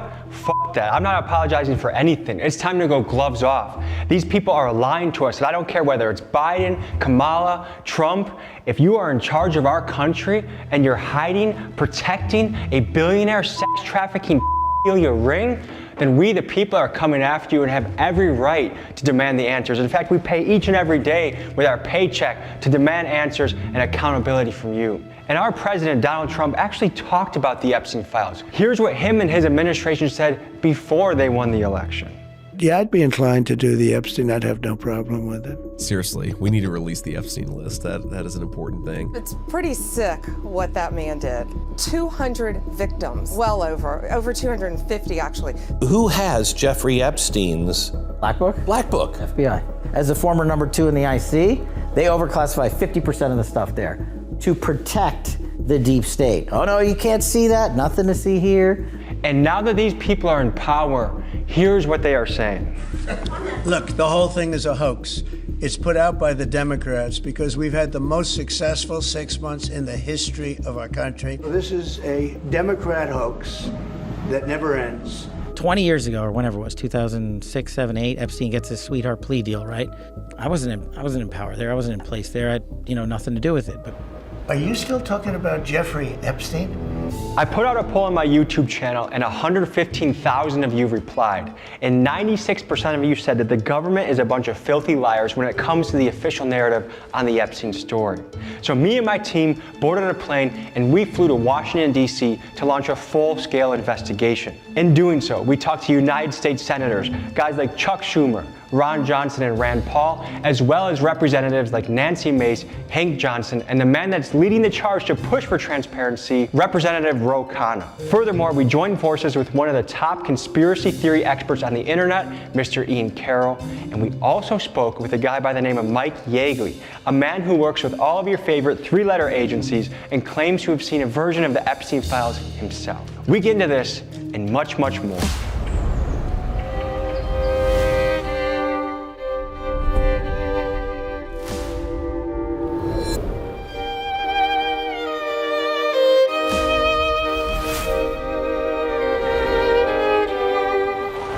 We are here in Washington, D.C., the beating heart of where it all goes down. And today we're looking into what might be the biggest cover-up in American history, the Epstein file list. The fact that the elites, the billionaires, the well-connected might be in a ring right before our eyes, and they are lying to our face about it. This is a Democrat hoax. They're trying to get people to talk about something that's totally irrelevant to the success that we've had as a nation since I've been president. And I want you to suspend your tribalism for a moment. I don't care if you're Democrat, Republican, or somewhere in between. This is about the truth. This isn't about one party or the other. I actually think they're probably both complicit in this. We're gonna get to the bottom of this because I think this is very important. So join me as we question, and we do one of the most American things there is, which is to question authority, demand the truth, and get the knowledge out to the people, we the people, who fund all of this.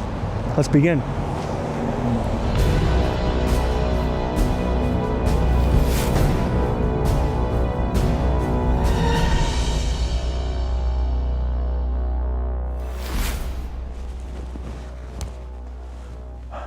My name is Ian Carroll, and I'm an independent journalist, researcher, content creator, and my slogan is follow the money, seek the truth. Jeffrey Epstein was an unqualified math teacher for the wealthiest of the wealthy, that then got recruited to be an unqualified banker, that then kind of failed out of banking during a scandal, and somewhere in there he got hooked up with human traffickers and blackmailers and started what appears to be the world's largest known sexual blackmail trafficking ring. One of the guys leading the charges of encouraging the government to release the files is Representative Ro Khanna from California. Ro Khanna, a Democratic congressman representing San Francisco, is co-leading the charge with Kentucky Republican Thomas Massie to force a release of the Epstein files. Seen on popular podcasts like Theo Von and Flagrant, he is a politician who is determined to be transparent. He's coming to the Airbnb. Bro. Hey, good to meet you. How are you? Good to meet you. Thank you for coming through. I'm Ro. Good to meet you. And he had this whole scheme where if you were rich and if you were powerful, you basically got away with assaulting girls. And then these rich and powerful men said, what are you going to do about it? Proceeded to blackmail most of the most powerful people all around the world, which now is the story that's broken all over everyone's newspapers and Twitter feeds. And he took that blackmail ring straight into the White House and visited Bill Clinton 17 times in the White House with the likes of Robert Maxwell and Ehud Barak, directly linked to the Israeli government. And Leslie Wexner bankrolled Jeffrey Epstein. And that's not just a matter of speech. He signed over power of attorney to Jeffrey Epstein. So Jeffrey Epstein could have sold Victoria's Secret on behalf of Leslie Wexner.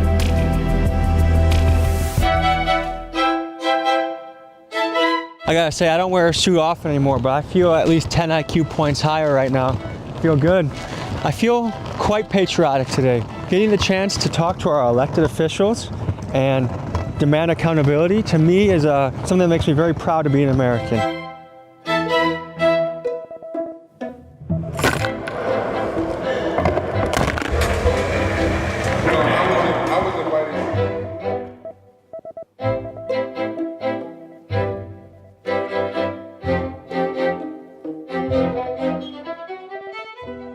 So we're here with Representative Nancy Mace, one of the people that is leading the charge to expose the Epstein files.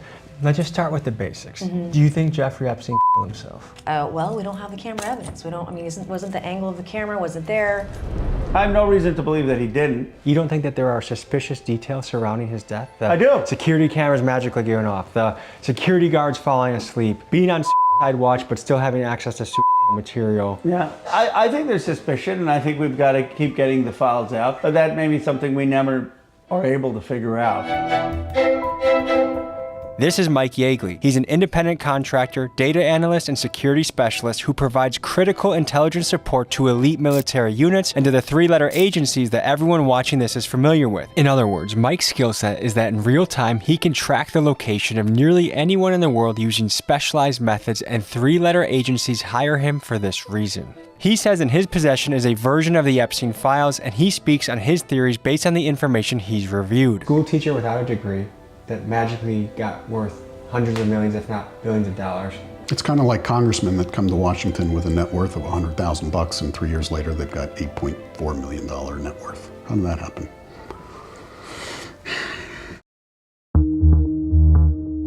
Who is Ghislaine Maxwell? She was the madam. She was the one female that could talk to an impressionable 15-year-old girl who wanted to be a model for the Limited. Basically grooming these young girls and bringing them to Epstein. She was there recruiting more junior high and high school students for Epstein. She was part of the abuse. And for her to now get pardoned is a slap in the face of every survivor. Do you think it's possible that that's going to happen? This president is capable of anything. I also thought it was a slam dunk he would release the Epstein files. Something is there that's forcing him not to release it. Ghislaine Maxwell is the daughter of Robert Maxwell. Her dad was an interesting character. There's no doubt about that. Now, Ghislaine Maxwell was Jeffrey Epstein's partner in crime that made this business work. And she has a very interesting background. She's pictured here with her father, Robert Maxwell, who happened to be a media mogul, a textbook publisher, a known asset of Mossad, and he died under very suspicious circumstances. He is very well known to have worked for Israel and Mossad through most of his life. Robert Maxwell was in publishing. He was a publisher, a power publisher, and his operation very much seems to be an influence operation focused around information and publishing, largely textbooks, the educational stuff that we all grew up reading. So it's possible that the social studies book that I read in class in 5th grade, that Robert Maxwell, Ghislaine Maxwell's dad, Jeffrey Epstein's father-in-law, in a way, yeah, had a hand in? Oh, absolutely. Yes, you heard that right. Robert Maxwell, Ghislaine's father, was a textbook mogul whose company, Macmillan Inc., made a joint venture with McGraw-Hill, and this partnership made them the second biggest publisher of American textbooks in the late 80s and early 90s. In fact, you may have used one of his books to study in your class at school. And while it is not official that he was working for Israel or Mossad, he was a British citizen that was given a lavish funeral in a historic Israeli cemetery that was reportedly attended by the Israeli president, top Israeli intelligence officials, and the eulogy was given by their prime minister, who said that Maxwell was almost a mythological figure. Yeah, it sounds like it. So it seems at least one thing Epstein and Maxwell had in common was having frequent contact with Israeli prime ministers. But more on that later in this episode. He had stolen all kinds of crazy money, and then he just fell off his boat and died. And all the money went missing. No one ever found it. I've heard some interesting theories about how Epstein seems to have turned up with a very similar amount of money, basically that same year. And what happened is there was a cover-up. Epstein got a slap on the wrist. There was no one who talked to the survivors. And a lot of other rich and powerful men who he farmed out underage girls to basically have not been held accountable. Thomas Massie and I, Republican, Democrat, have said release the file. And we called the survivors to the steps of the Capitol. For 10 years, no one had heard them. They started telling their stories. They broke down in tears. But I wasn't the only one. None of us were. Well, if a country can't stand up for survivors, we've lost our moral soul. If we can't protect children, we've lost our moral soul. This is not political, it's a moral issue. And we're gonna fight to get these files released. A lot of independents like myself cheered for Trump over Kamala because one of the things he campaigned on was releasing the Epstein files. He is now calling it a Democratic hoax. But then at the same time, he's the key contributor of an agent helping bring it down. Which one is it? Recently, Speaker of the House Mike Johnson claimed, He kicked him out of Mar-a-Lago. He was an FBI informant to try to take this stuff down. Then Mr. Mike Johnson changed his story to this. If I use the right word, I said FBI informant. I'm not sure. I wasn't there. This is in my lane. So this guy, that's third in line to the presidency, isn't sure whether Trump is an FBI informant or not. And because the White House narrative on Epstein changes so fast, my question to Nancy Mace was, which story is it? I hear, hey, this is a witch hunt with the media who've lied about him for years. So I get his frustration. They're trying to portray him as this horrible human being when he's actually not the bad guy. He's not the boogeyman in this. The boogeyman is dead. And his little black book, who knows where it is. And I do think there is a massive cover-up. I don't think Trump, he has nothing to do with it. I read something that 1,000 FBI agents are working around the clock to redact his name in particular. ABC News and other outlets reported in July of 2025 that Pam Bondi allegedly told Trump that his name was in the Epstein files. Then, Senator Dick Durbin made the allegation that the FBI was having agents work around the clock to cover for Trump. Now, if the claims of Senator Durbin are true, it is disturbing to learn what lengths this administration will go to cover this story up. We don't have 1,000 agents we can dedicate to one thing like that. They're just possible nonsense story. Physically impossible.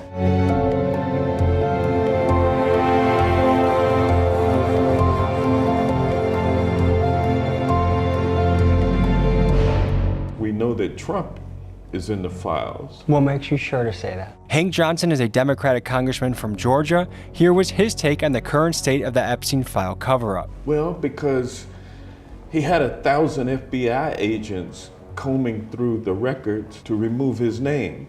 The Epstein saga is not a hoax. It's not fake.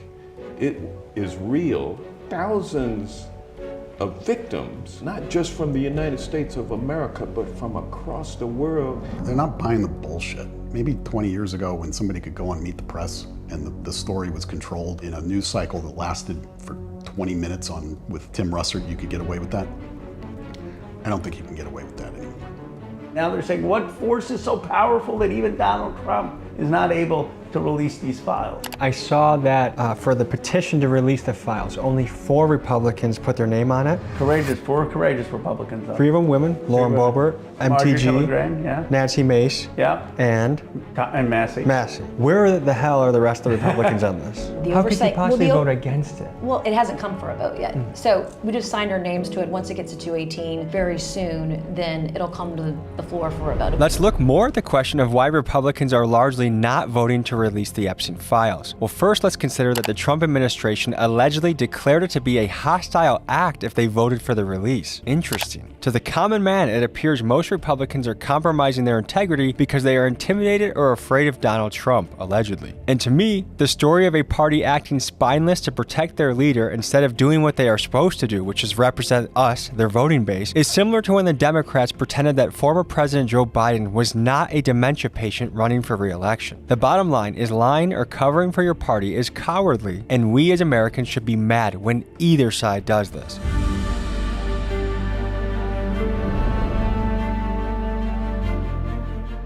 Surprisingly, we're getting one of the top Democrats, probably the top Democrat, Chuck Schumer, to speak to us. Hey.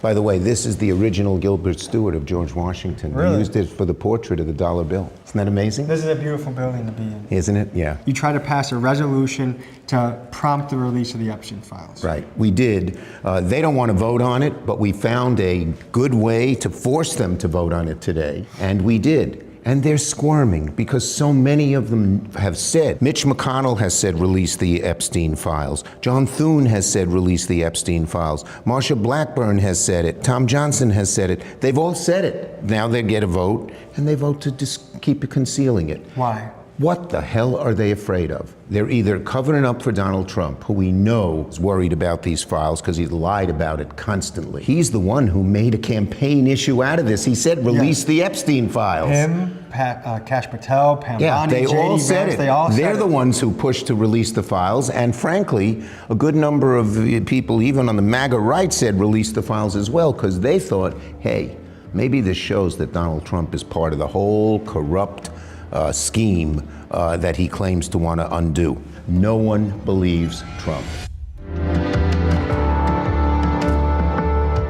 So last night we met with Senate Minority Leader Chuck Schumer, and they forced a vote to try and release the Epstein files, and it failed. 51-49, the Republicans squashed it. We're gonna meet with our Wisconsin friend Ron Johnson, who voted against it. Ron, we have to have a very candid conversation here, because 2 years ago, you told me you wanted to release the file. Do you believe that there's anything fishy about the death of Jeffrey Epstein? Well, certainly it's fishy. The cover-up of the list of individuals that visited Epstein Island Doesn't that seem crazy? Is pretty fishy. I will say, I think this is true, it was mainly people of the left that Jeffrey Epstein was courting and that took advantage of his island pleasures. Don't you feel like anyone that's on that list should be looked into? Well, I think we should have a full investigation of Jeffrey Epstein and his activities. Does it feel like it's been kind of brushed under the rug? Yes, because it has been. We're gonna find more of that out in just a few minutes here.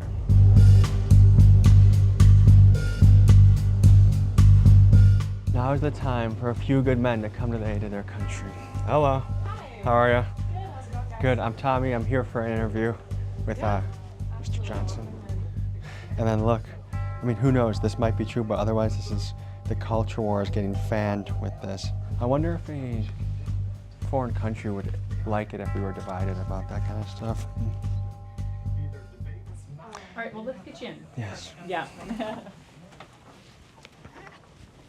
Thank you. Hey there. Mr. Johnson. Tommy, how you doing? Good to see you again, man. Nice to see you. How are you? 2 years ago, when we met, we talked about releasing the Epstein files. Last night, I was shocked to hear there was a resolution on the floor, and it didn't pass. You voted against it, 49-51, against releasing the Epstein files. Well, I understand, that was a poison pill in a process of trying to pass the National Defense Authorization Act. First of all, I'm as curious as anybody. Morning. How are you? I'm Tommy. Nice to meet you guys. Where would you like us to set up? I think y'all are going to be in the conference room. Hello. Hey, an absolute honor. My name's Tommy. Nice to meet you. Nice to meet you. I think one of the things that really annoys people is they think, well, maybe some rich people don't have the same justice. I'm just an ordinary person. I live in a middle-class home, but this really rich guy can do stuff, you know, that if I did, I'd go to jail. And I think that's the way I look at the Epstein thing. I don't have any facts about it. I'm not consumed by it. But at the same time, I think that there's a perception out there that wealthy people got away with stuff and that something's being hidden. So you started out talking about Epstein. It's certainly not my priority, but let's start out, truthfully. Let's start out and talk about what happened yesterday. What happened to Charlie Kirk dwarfs, I mean, the Epstein file is dwarfed by the implications of what happened. Senator Johnson, I agree with all of these points. I agree, but I do feel like we are derailing from the Epstein file. You had... We'll get to the Epstein files. I don't have that much to say about them because I don't know anything about them. Then why did you vote against releasing it? Because that was a charade. That was a poison pill trying to derail the passage of the National Defense Authorization Act. The Epstein files will eventually get released, okay? We followed up with a couple Senate offices to see if they knew what Ron Johnson meant by this poison pill theory he's talking about, and they were just as confused as we were. You spoke with some of those victims last week. What can you tell the American people what you learned in that meeting? I was moved to tears. Well, I think my face showed it all. I left the meeting early in tears.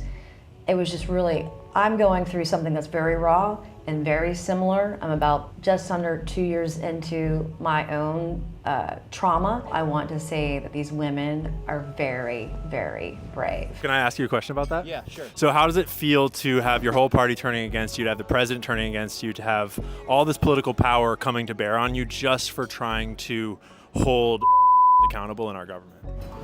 Well, as long as I've got the people back home for me and the people out in the country for me, that's okay. I've never tried to make it my priority to worry about my friendships here. I think half the reason people are motivated to keep them secret is embarrassment. We are looking at the most blatant cover-up. The dumbest lies are being used. Are you not sure that there's something fishy going on? I think there's something very fishy going on. And then you had one of the victims that died recently, Virginia Giuffre. According to Trump's own words, Virginia Giuffre appears to be a key part of why he and Epstein had a falling out, and we'll cover this more in detail later in the episode. I'm happy to try and extract those from the government. Yesterday's vote wasn't the time to do it. Okay. The Wall Street Journal published what may or may not be a birthday card from Donald Trump to Jeffrey Epstein. They're known friends, known associates, many photos together, but Trump is suing them for $10 billion for defamation and other reasons. Is that a threat to freedom of speech to sue someone $10 billion for publishing something? First of all, I think President Trump is involved in something like 3,000 lawsuits in business. Unbelievable. I mean, it's what he does, you know. For a guy who keeps talking about free speech, he's awfully sensitive when the speech is a speech he doesn't like. Just what I've just read is that you know 3 forensic handwriting analysts say that is not Trump. Well, I tracked down the survivors' lawyers, and we went to Epstein's estate, and we said, okay, send us this birthday book. And lo and behold, the birthday book existed. They sent us the birthday book, and it turns out that there was Donald Trump's letter. On the day we were in DC covering the story, the Wall Street Journal republished what they claimed was a birthday card from Donald Trump to Jeffrey Epstein. In response, Trump filed a $10 billion defamation lawsuit against the Journal, saying that it caused him, quote, overwhelming financial and reputational harm. And folks, this seems to be the Trump family playbook. If you print something they don't like, they might just hit you with a massive, almost impossibly big lawsuit. I mean, just recently, Melania Trump sued Hunter Biden for over $1 billion over a claim that Epstein introduced her to Donald Trump, allegedly. And it then occurred to me that Trump might sue me for this very episode. So I called my lawyer to get his take. Tommy G. How you doing, man? Good, how are you? I'm now getting a little bit scared that I'm gonna get sued by the Trumps for an obscene amount of money. Well, just always say, it's been said, it's been alleged. We don't have, like much of this, we don't have factual support. But it's been, some have the opinion that. Just couch what you're saying. And then what if I still do that and he still sues me? Well, that'd be great for your career. You don't think he'll win? No. So it's a nonsense lawsuit just to scare people? Yep. And would it get thrown out by most reasonable people? Yeah, because he's a public figure. They're both public figures, so they'd have to show that you have actual malice toward him. Also, I just wouldn't be too afraid of this. This brings us to the bigger issue of free speech. If publications and journalists are scared into silence or sued into bankruptcy, this sets a dangerous precedent for journalism in this country. And in fact, a week after these interviews were filmed, Trump has now also sued the New York Times for $15 billion, also for defamation. So before I comment more on this Epstein story, first a quick disclaimer. In case Donald Trump or his lawyers see this, I just want to make it absolutely clear that his signature on the birthday card is totally fake and it's fake news. And so just to show you how fake it is, we're going to compare it to real signatures from Donald Trump. Here, you guys can see it for yourself. Now that we've conclusively proved that it's not real, let's move on to another subject. Are they being blackmailed, threatened, Well, that's extorted? a question. Who's controlling this? What are the powerful interests? Why is there such a reluctance to release it? It's like they're making it a bigger story every day that they don't release it. Would he be acting in a way where he is hiding something? It's hard to explain. From a technical perspective, I don't think there's anything that he needs to avoid. That technical information is available. He's saying it's a nothing story and it's a hoax. Do you believe that? I believe that there are Democrats that are using it as a wedge, as a political wedge. Yeah. And they're trying to infer that he's a nefarious person. I do think that that is part of what he's describing when he says hoax. I don't think nobody thinks that these women are lying. Mm-hmm. Nobody does, absolutely nobody. I think it's hard to look at this situation and say, yeah, Donald Trump is being very transparent and he's not trying to bury this. He's trying to say that when people ask him in a press conference, like, why are you even asking about this? How dare you? This is old news. Are you still talking about Jeffrey Epstein? This guy's been talked about for years. Are people still talking about this guy, this creep? That is unbelievable. Do you think these files should be released completely unredacted for all of us to see? Well, yes, I believe in full disclosure of the files, releasing all the names, everything, but we would need to ensure that we redact for any child sexual abuse material or CCM underage kids. Sure. And that we would redact the names of victims. So that would be my only caveat to that. Yes, release it all. And for that, I'm on the bill. I've signed the discharge petition, and I will be voting for the bill when it comes to the floor of the House in a couple of weeks. And we applaud you for that. Honestly, it's refreshing to see people going for transparency. Yeah. So people are very happy that you're doing that. Let's talk facts about the relationship between Donald Trump and Jeffrey Epstein. He previously said, I don't know the guy. Oh, come on. Yeah, he knew the guy. Have you ever had a personal relationship with Donald Trump? What do you mean by personal relationships? Have you socialized with him? Yes, sir. Yes? Yes, sir. Have you ever socialized with Donald Trump in the presence of females under the age of 18? Though I'd like to answer that question, at least today, I'm going to have to assert my 5th, 6th, and 14th Amendment rights, sir. So there are 5 people taking the 5th Amendment, like you see on the mob, right? You see the mob takes the 5th. If you're innocent, why are you taking the 5th Amendment? I know I'm not friends with any professional sex traffickers or pedophiles.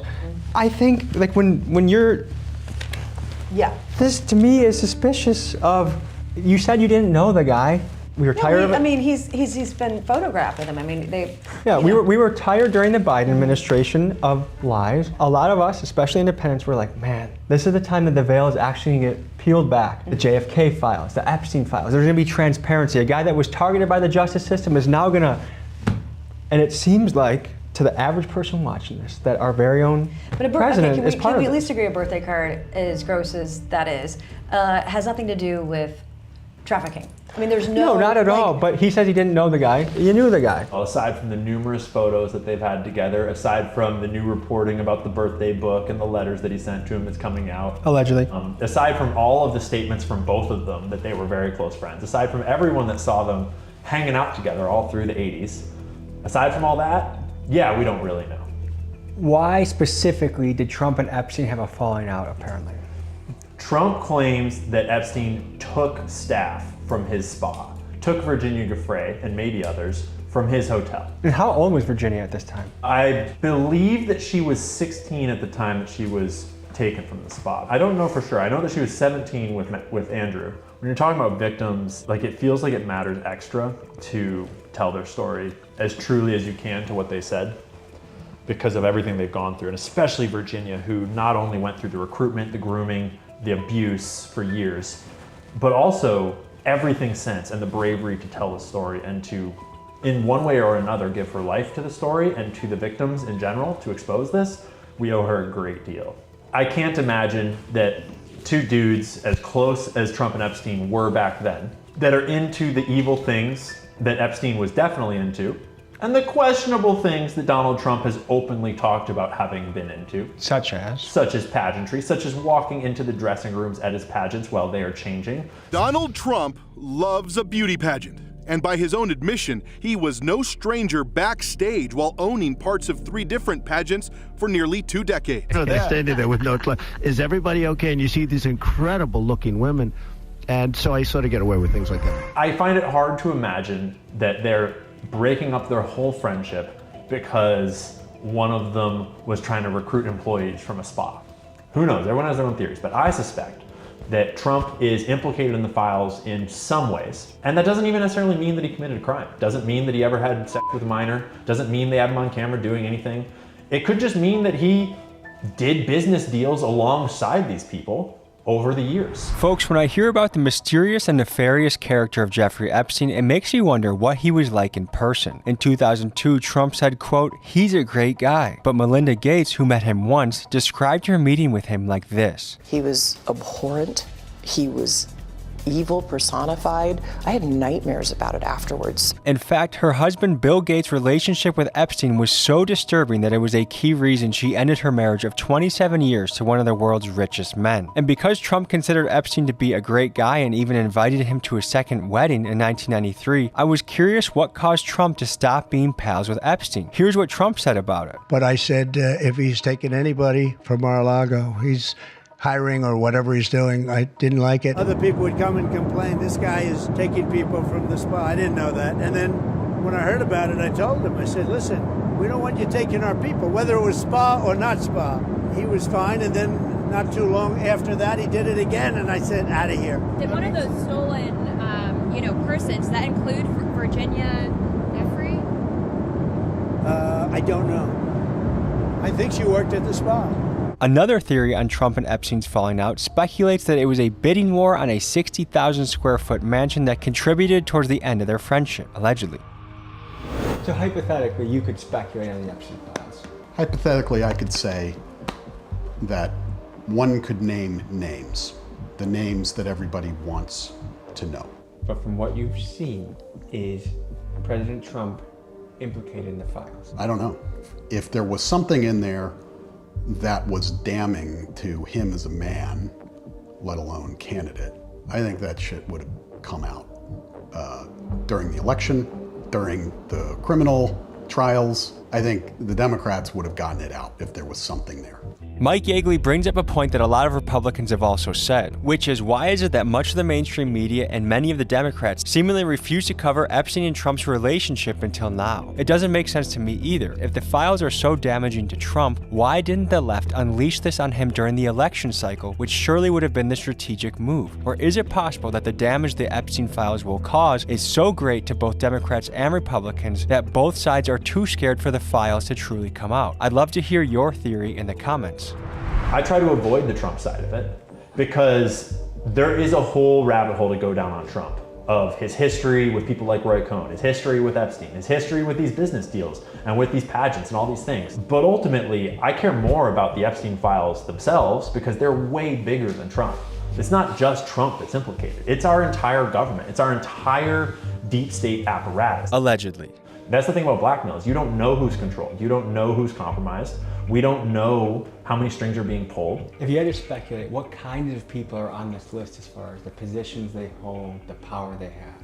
I think you would see high-profile media types, university presidents, CEOs beyond those that have already been called out, actors, rappers. You might see a religious figure here and there. Do you think foreign intelligence operatives are involved in this? I do. Can you speak more about how this could be a honeypot operation? I think a lot of Americans don't have a strong understanding of how blackmail works because it's not something that we deal with in our regular lives. And I think that a lot of Americans are starting to think about it more and understand it more. And most people arrive at the very surface level first and they think that's the whole story. You'd think it's like, oh, you get them on camera having sex with a minor and then you own them and they do everything you tell them to. And ultimately, that's not the only form of blackmail or honeypot that works. And ultimately, it's never that simple. Everyone does things in their life that they're ashamed of, that they would rather be able to take back. But that blackmail that you have from your past baggage, it never goes away. And so as you achieve a position of power later in life, you bring all that baggage with you, for better and for worse. And if anyone can find it and exploit it, then maybe you are about to work for them.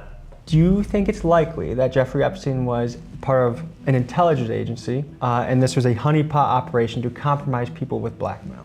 I think that every option is on the table. I think it's an absolute possibility. I think, I've never seen a honeypot operation, but I've heard stories of honeypot operations in our country, other countries, that it's a thing that they do. Davos, for example, that there are stories of prostitutes that show up and all these things go on.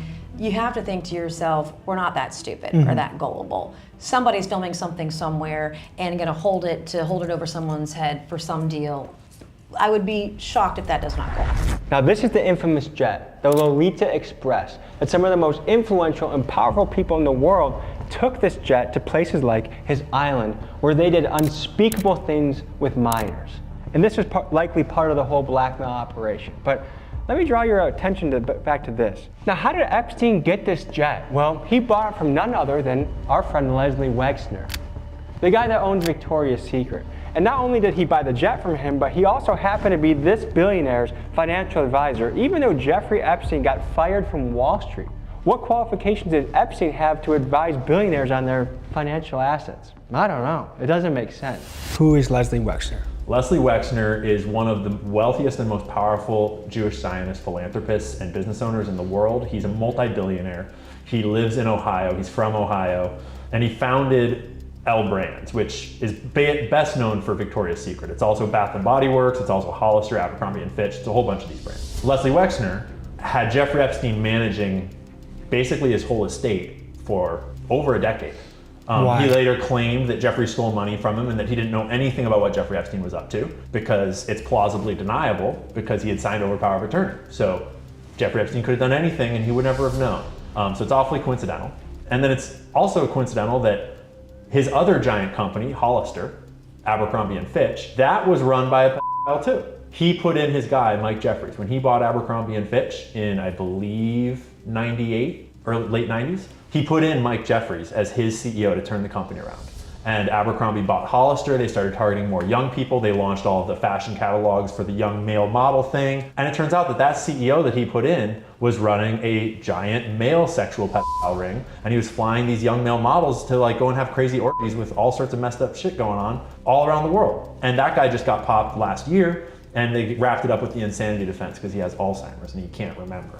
So it's just kind of weird that Leslie Wexner, who was the bankroll behind Jeffrey Epstein, had two different running two of his giant fashion brands in the modeling industry, and no one's ever asked him a single question. He's still a billionaire living in a mansion in Ohio, and he's completely free. Do you see any overlap between the Epstein story and Israel? I don't know, because I don't know what the files are. So there are some people who have alleged that Mossad is involved or that there are a foreign intelligence involved. I don't know. What I do know from Bradley Edwards, the lawyer of the victims, is he says that there are foreign actors involved. Now you might be wondering who some of the shadowy figures leaving Epstein's house masked up are. Well, that's none other than former Israeli Prime Minister Ehud Barak.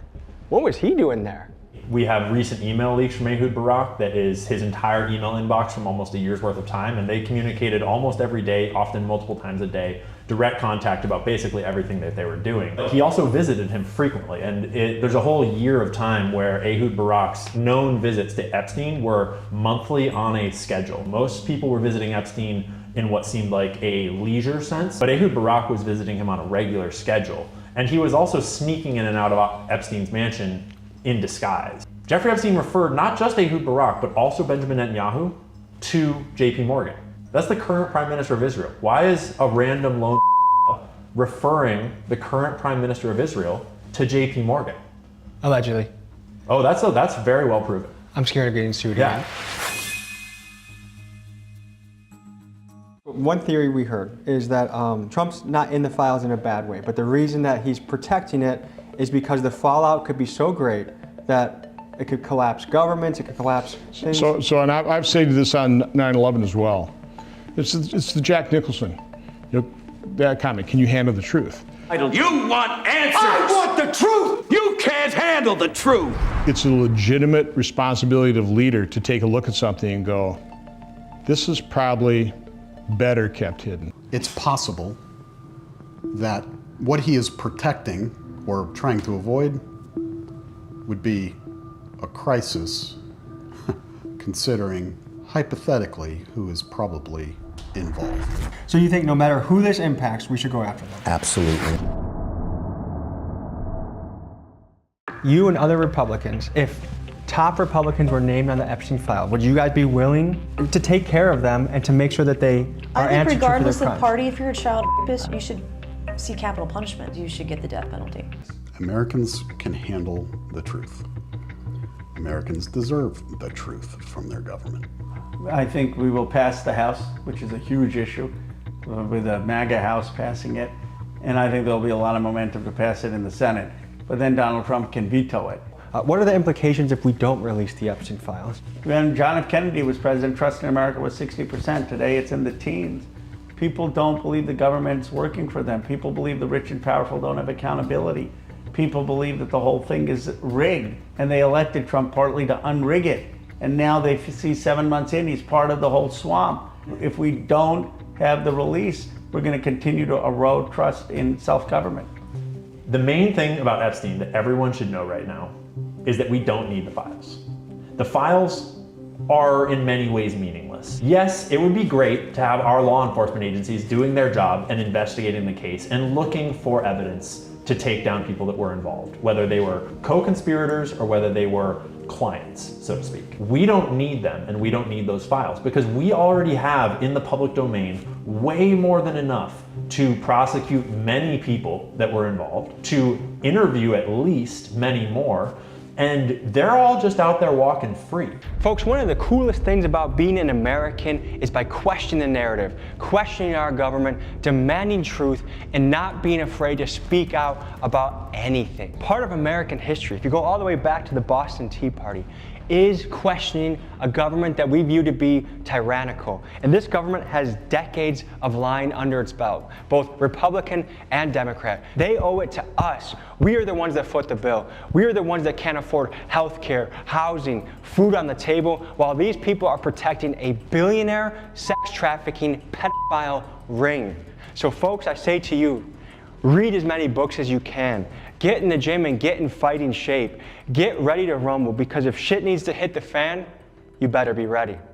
Folks, this is Tommy G. I love my life, I love you, and I love this country. Signing off, see you next week. This man is about to put a firework in his butt crack to celebrate a Juggalo wedding. Next time, wife. We're ready to eat some ass. Let's go, baby! What up? I'm Shaggy 2 Dope from ICP, and right now you're checking out The Gathering because we're f***ing here.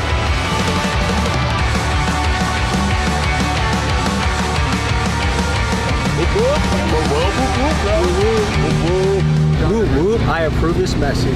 What the hell is going on over here? That's a real there, and that's first Tommy's it's gathering of the Juggalos.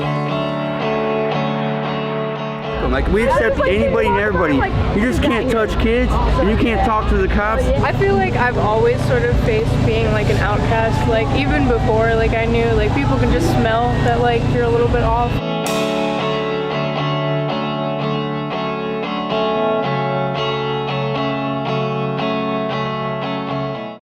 Today, folks, we meet the Juggalos. Wild and degenerate, weird and sometimes gross, but also loving and accepting, kind and inviting. But who, might you ask, are these Juggalos? Well, in the early 90s, ICP, the Insane Clown Posse, a rap duo consisting of Shaggy 2 Dope and Violent J, created the Juggalos, and a cult-like fan base followed. With a style of rap that has since been labeled as horrorcore, ICP makes music like this. Mix together Stephen King novel lyrics, throw in some backyard wrestling antics, spray the song with Faygo root beer, and have a man nearby wearing clown face paint displays butt crack. That, folks, is ICP in a nutshell. Their fans, the Juggalos, are a group of outcasts, oftentimes rejected by both society and their own blood. But at the gathering of the Juggalos, this is a place where these misfits can gather under one umbrella and embrace each other as family. And at this festival, anything goes. Faygo wet t-shirt contests, a wide range of illicit drug use, Juggalo weddings, and absolute chaos, carnage, and mayhem. As someone who loves to explore the great subcultures of America, it's my great pleasure this week to take you into potentially the most degenerate festival in the country. Folks, this is the Gathering of the Juggalos. Woo woo, folks. My name's Tommy G, and today we're in the quiet town of Thornville, Ohio. But nearby, there is some absolute ruckus happening. The Gathering of the Juggalos. I had Juggalos at my high school. They were kind of more like a social outcasty, punk rocky, skateboard, do drugs, misfit, don't quite fit in, but they have a good time. Kids that if you hung out with in gym class, they were cool, they made you laugh, they were fun, but maybe not the kid that you would trust to do your math homework. And also as a kid, I went to Tech Nine concerts. He's a rapper that has a lot of Juggalo adjacent fans show up to his shows, and they go nuts at shows. Mosh pits, face paint, whoop whoop, noise, all of that. Without further ado, whoop whoop. Whoop whoop. Hey, you need some brakes, bro. Oh, hey! Woo! What's happening, brother? What's up, man? How you doing? Long time watcher, bro. I appreciate you. For like 3 years. You got any advice for today? Just be you. Be the true you, bro. Okay. Yep. What's the wildest thing that's occurred on your watch? I mean, the cycling competition was pretty, a couple of years ago, was pretty wild on stage. Really? Yeah, it's just majority a lot of buttholes. A lot of buttholes? Yeah, you'll see like this, it's like a melting butthole. Did you participate in the competition in any shape or form? Nope, unfortunately I was on shift. Whoop whoop to you, sir. Nice to meet you. Can you show me your setup? What do you got here? This is like Bear Grylls for juggalos. So we were in the parking lot here today. We've got Canopy, courtesy of Emily here. Thank you, Emily. We've got 2 Walmart tents, $30 each actually. Very solid. I encourage you to say hi to all of the juggalettes. Are you going to the white t-shirt contest later? When is that? 5. I will not miss it. Tell me about the Hatchet Man. The Hatchet Man is the iconic symbol of ICP, the great band that we are all here together for today. Yeah, I also have my hatchet bag. It's like the last living breath of punk rock left. This is my 2nd year now, and really, I might come back every year until I die. I might. What made you become a juggalette? I just love Insane Clown Posse a lot. How long have you considered yourself a juggalette? I would say probably 2 years. Since I came here, I think it's when I really found myself for the first time. Yeah. There's a lot of people here that they try to fit in, and a lot of others seem to find themselves, but when they really find themselves in the juggalo world, it's because this is what they've always been. Space where you can be yourself. It's not really about following a code or a trend, you know what I mean? It's just about being you. I guess. So you've been coming 15 years in a row? 15 years in a row, yes sir. What would make you miss this? Prison or death. So I'm properly wearing the symbol, apparently a melted butthole. Why it's melting, I'm not quite sure. That's another mystery of the juggalos we're gonna have to explore today.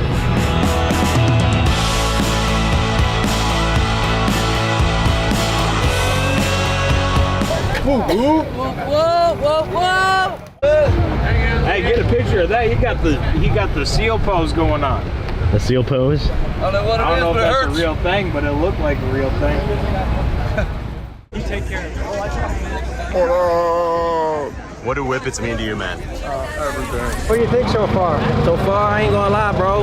This shit a little too much. I ain't gonna lie to you. It's an overwhelming scene at first. Is this your first juggalo experience? It's my first juggalo. Yeah. So you're not by day a juggalo.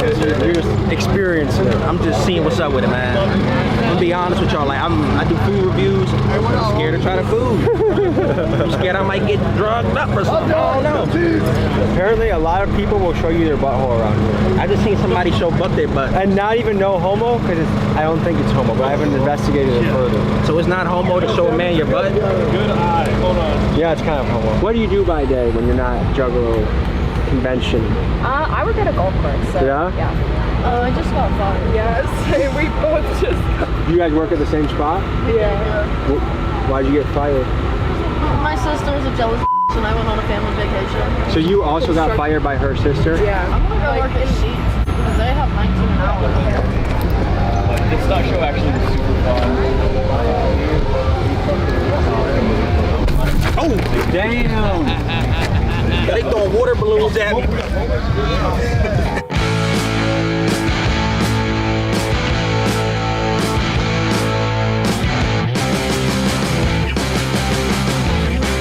Yesterday you just did a testicle challenge, shall we say? Yeah, Nutshot Olympics. I didn't really care to win the Nutshot Olympics because is there really a winner?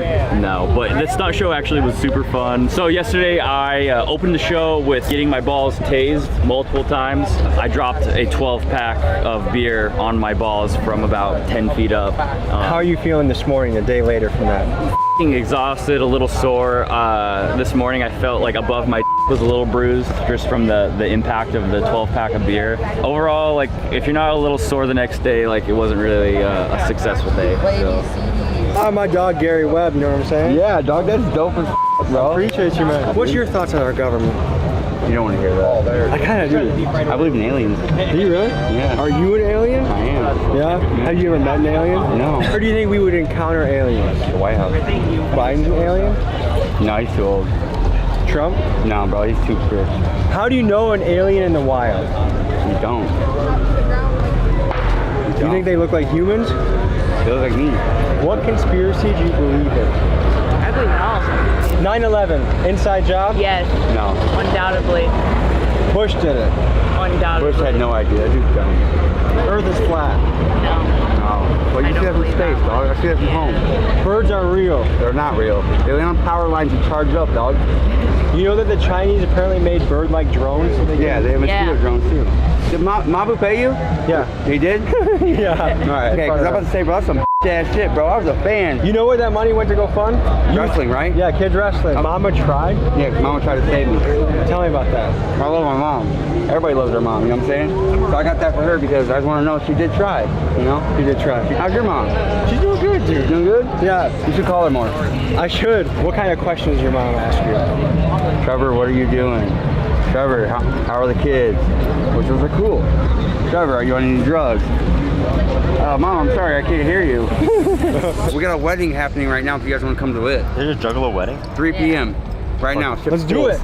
My twin sister's getting married. Really? Yeah, I'm the best man. And my brothers have made it honor. This is your first time here? Mm-hmm. Welcome home. Thank you. Really?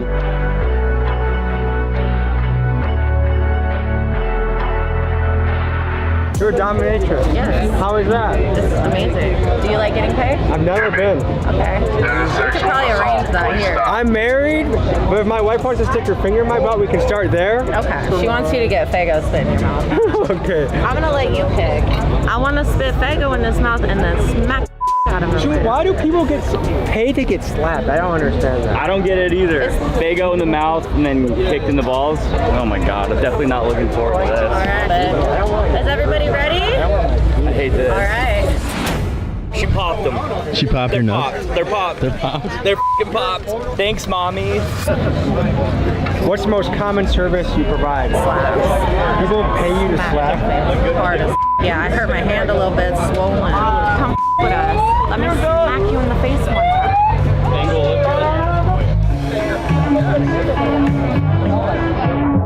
Let's go have that on a Juggalo baby. Look for love, man. Like you want to make a Juggalo baby tonight with somebody? I mean, no, this is like a long-term investment type thing. Oh, so you're looking for commitment. So you're looking for a Jugga wife. Jugga family. Jugga community. Yeah, exactly. When was the last time you experienced that? Right about COVID time. I love the girl. I still love her. You know, I love her to death. But, you know, we all move on. You know, I'll catch her later on. You know what I'm saying? What did you learn from that relationship? Be honest with yourself. This is my beautiful wife, Chrissy. Shores, Miss Shores. Go ahead. This is my 12th gathering. And I'm trying to get married here. How long have you known the person that you're about to marry? 7 years. We got 4 kids together. We're doing this? Yeah. How's that going? Crazy. This man is about to put a firework in his butt crack. Is that an accurate statement? Yes. To celebrate a Juggalo wedding. Point up, baby! Oh no!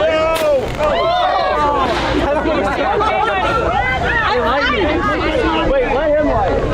Let Tommy light. You want Tommy light? Yeah, probably. Next time, wife. Hey, mind your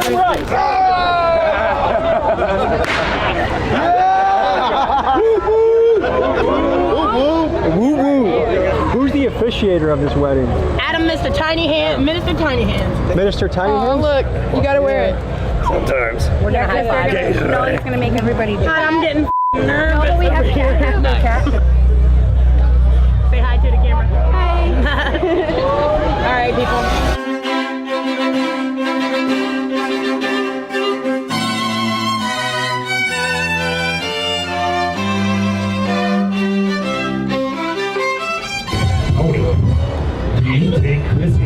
Your lawfully wedded wife, love and cherish, stand by her side through all challenges, triumphs, and the many Faygo showers that are yet to come your way. Take me home, baby. I'll take you wherever I do. Take Tony to be your lawfully wedded wife, to love and cherish, to be your partner in all of life's wonderful adventures, to stand by her side through all the challenges, triumphs, and every Faygo shower yet to come your way. Yeah, yes. I do. That is a beautiful answer.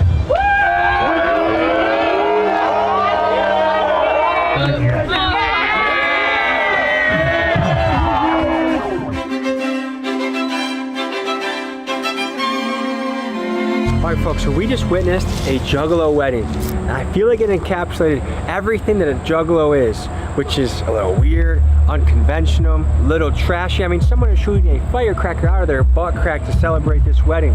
But at the same time, there's a lot of love, a lot of laughter, and a lot of that I just don't give a type of feeling. This is the place where they can come and join hands and do weird shenanigans and have a blast doing it with no one there to monitor them.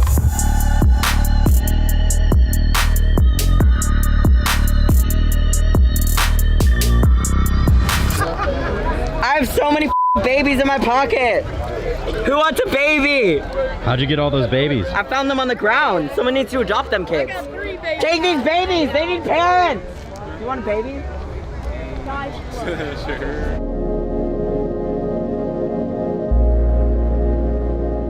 How'd you guys get into the Juggalo scene? I was kind of a late bloomer. The first gathering I went to was 03, the first outdoor one in Garrettsville.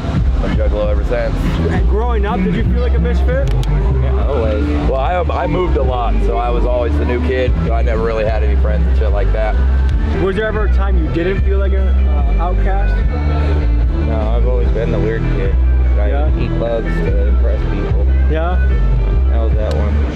Yeah, by the time I got to high school, they sent me to the group home. Why'd they send you to a group home? Religious differences. My mom was a hardcore Christian, and I had a book of shadows, like a Wiccan journal with a bunch of pentagrams drawn in blood. She saw that and got rid of me. Group home's like a prison system with less supervision, so it's a good chance of getting stabbed. I slept with a knife when I still sleep with knives. Kids got my ass beat in the first group home. My face stomped in the gravel so hard that after they it took them 6 hours to pull all the gravel out of my face. How old were you in that? That was when I first got to the group homes. That was like 15 or 16. And I got my ass beat hard by the street black people. Kind of made me racist for a little while, but I finally got over that. Not that I ever thought I was better then, but I was more nervous around black people. When you were in the group homes, what kind of thoughts were going through your head at that time? I just wanted to die.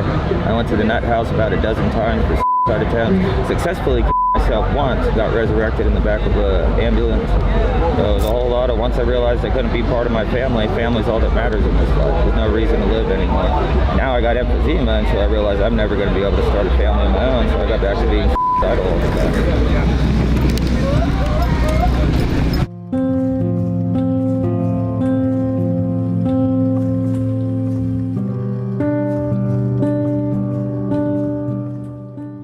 How long have you been painting your face for? Since like high school, probably like almost 10 years. How many gatherings have you been to? This is my 4th. I actually got the most recent. Okay. I feel like I've always sort of faced being like an outcast. Like even before, like I knew like people can just smell that like you're a little bit off, but yeah, these seem like ride or die type of people for each other. These are my f***ing people. Tell me about some of these tattoos you got going on. My first one was Jafar right here. He's a little bean. I'm currently working on this body sleeve right now. It's not finished, but we're like 8 sessions in. Do you feel like it's a hard world to find friends in? Sometimes, but like even in the darkest places, there's still light. What was a period of your life where you were really, really happy? Honestly, right now. Like I feel like I've gone through a lot of shitty things, just like anybody has in their life. Like my big sister almost died this year, and that really shook me up. She had a 3% chance of living, and she's still walking around. So it makes me feel great. The people around you kind of make it easier to keep going. Do you plan on having a Juggalo wedding one day? Solid maybe. I'm in a little trio with 2 people, so it wouldn't be a traditional wedding. You guys are a trio? Yeah. Tell me how that is navigating that. I love being happy. I never really had a solid family growing up, so being able to have people that love me for me is beautiful, and this symbol represents all of it. All the love, all the hate, it's never gonna stop. How long have you guys been a trio for? 4 years. Damn, so it's a successful trio. Yeah, I mean, we talk it out, we communicate. What has been the biggest struggle you guys have encountering? Just making sure that everybody feels like equal, you know. I don't know, we're just 3 people in love. That sounds weird, but it's not that weird.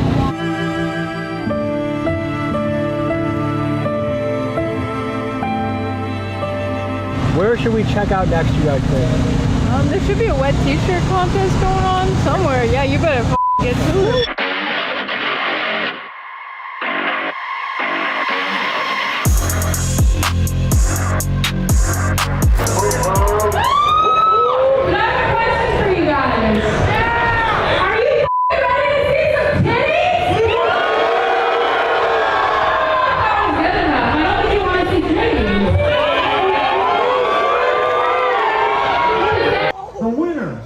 Of this competition, walking away with $500 cash. But let me just tell you, the wildest wet t-shirt contest that I've ever seen in my life has just been done.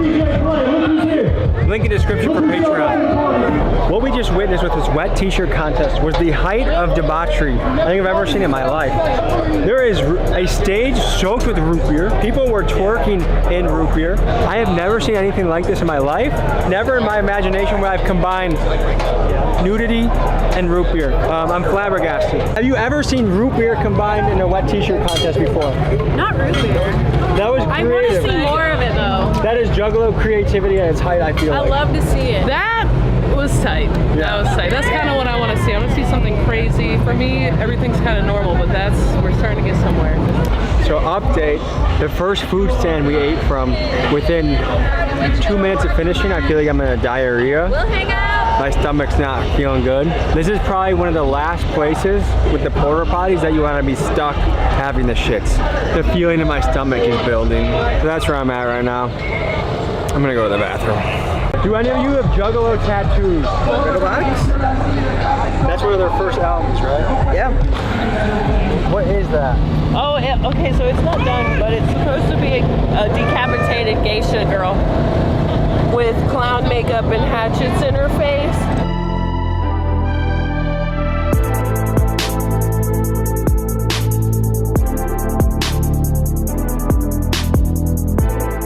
That is Harry Potter with Shaggy's face on it. I'm obsessed with Harry Potter, and obviously I'm a Juggalite, so... Okay, which book was your favorite book? The third.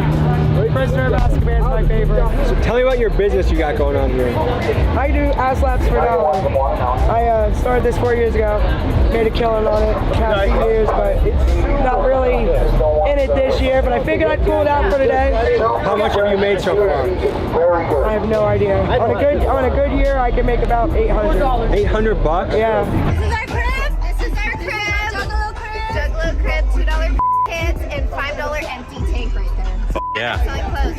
Sally's bed. This is where it all goes down right here. $5 only fan. It's on sale right now, you know. $5 OnlyFans. Yeah. Here's our fridge. Doesn't work because, you know, this is some real junk shit. Here's a little toilet. Don't use that because we don't want to pay to dump it. And then here's a microwave. And then that's where Bailey sleeps. And we have a homie sleeping on the chair right here. And another homie in that chair. And right there. So a homie right here, homie right here, homie right here, homie right here, homie up here. Yep. And 2 right there. So this fits what? 8 homies? We say it does, right? Damn. That's a stuffed Blue crib. is at. Can we get a whoop whoop?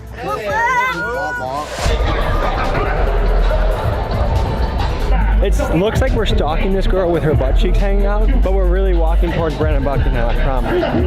Whoop, whoop. Oh my god. So what I've noticed so far is this. We've seen some obscene things.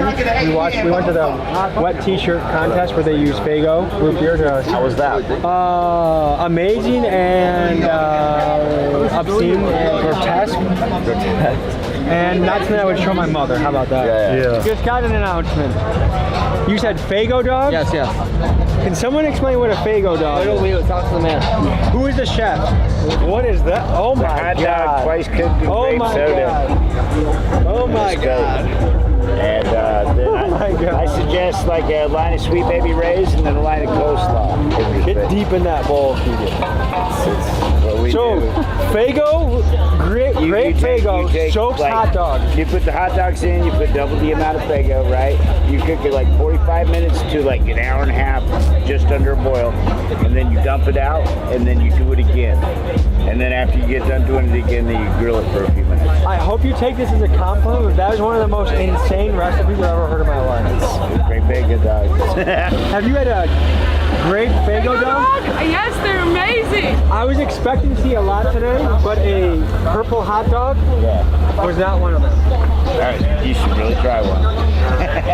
For the purpose of Juggalo science, I will try one. All right, there's a plate there. Thumbs there. I appreciate that. All right, here you go. Thank you, sir. Okay, 420 supper time. What's going through your head right now? It's like in my mouth. It's delicious. It's perfect. Tastes like great Faygo. It's lovely. You need to try it. Okay, here we go. Hanging out at the bathroom.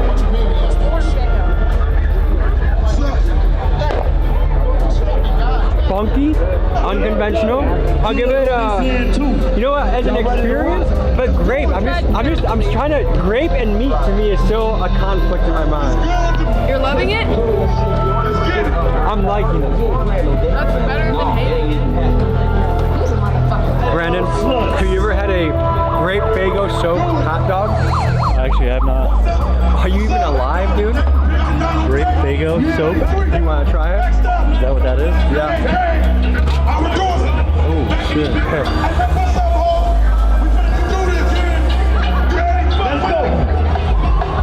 don't want to be rude, but I'm not really picking up what they're putting down with this. It's different. 420 supper time likes it. A 10 out of 10 for creativity. I believe this is probably an acquired taste, if I'm being honest with myself.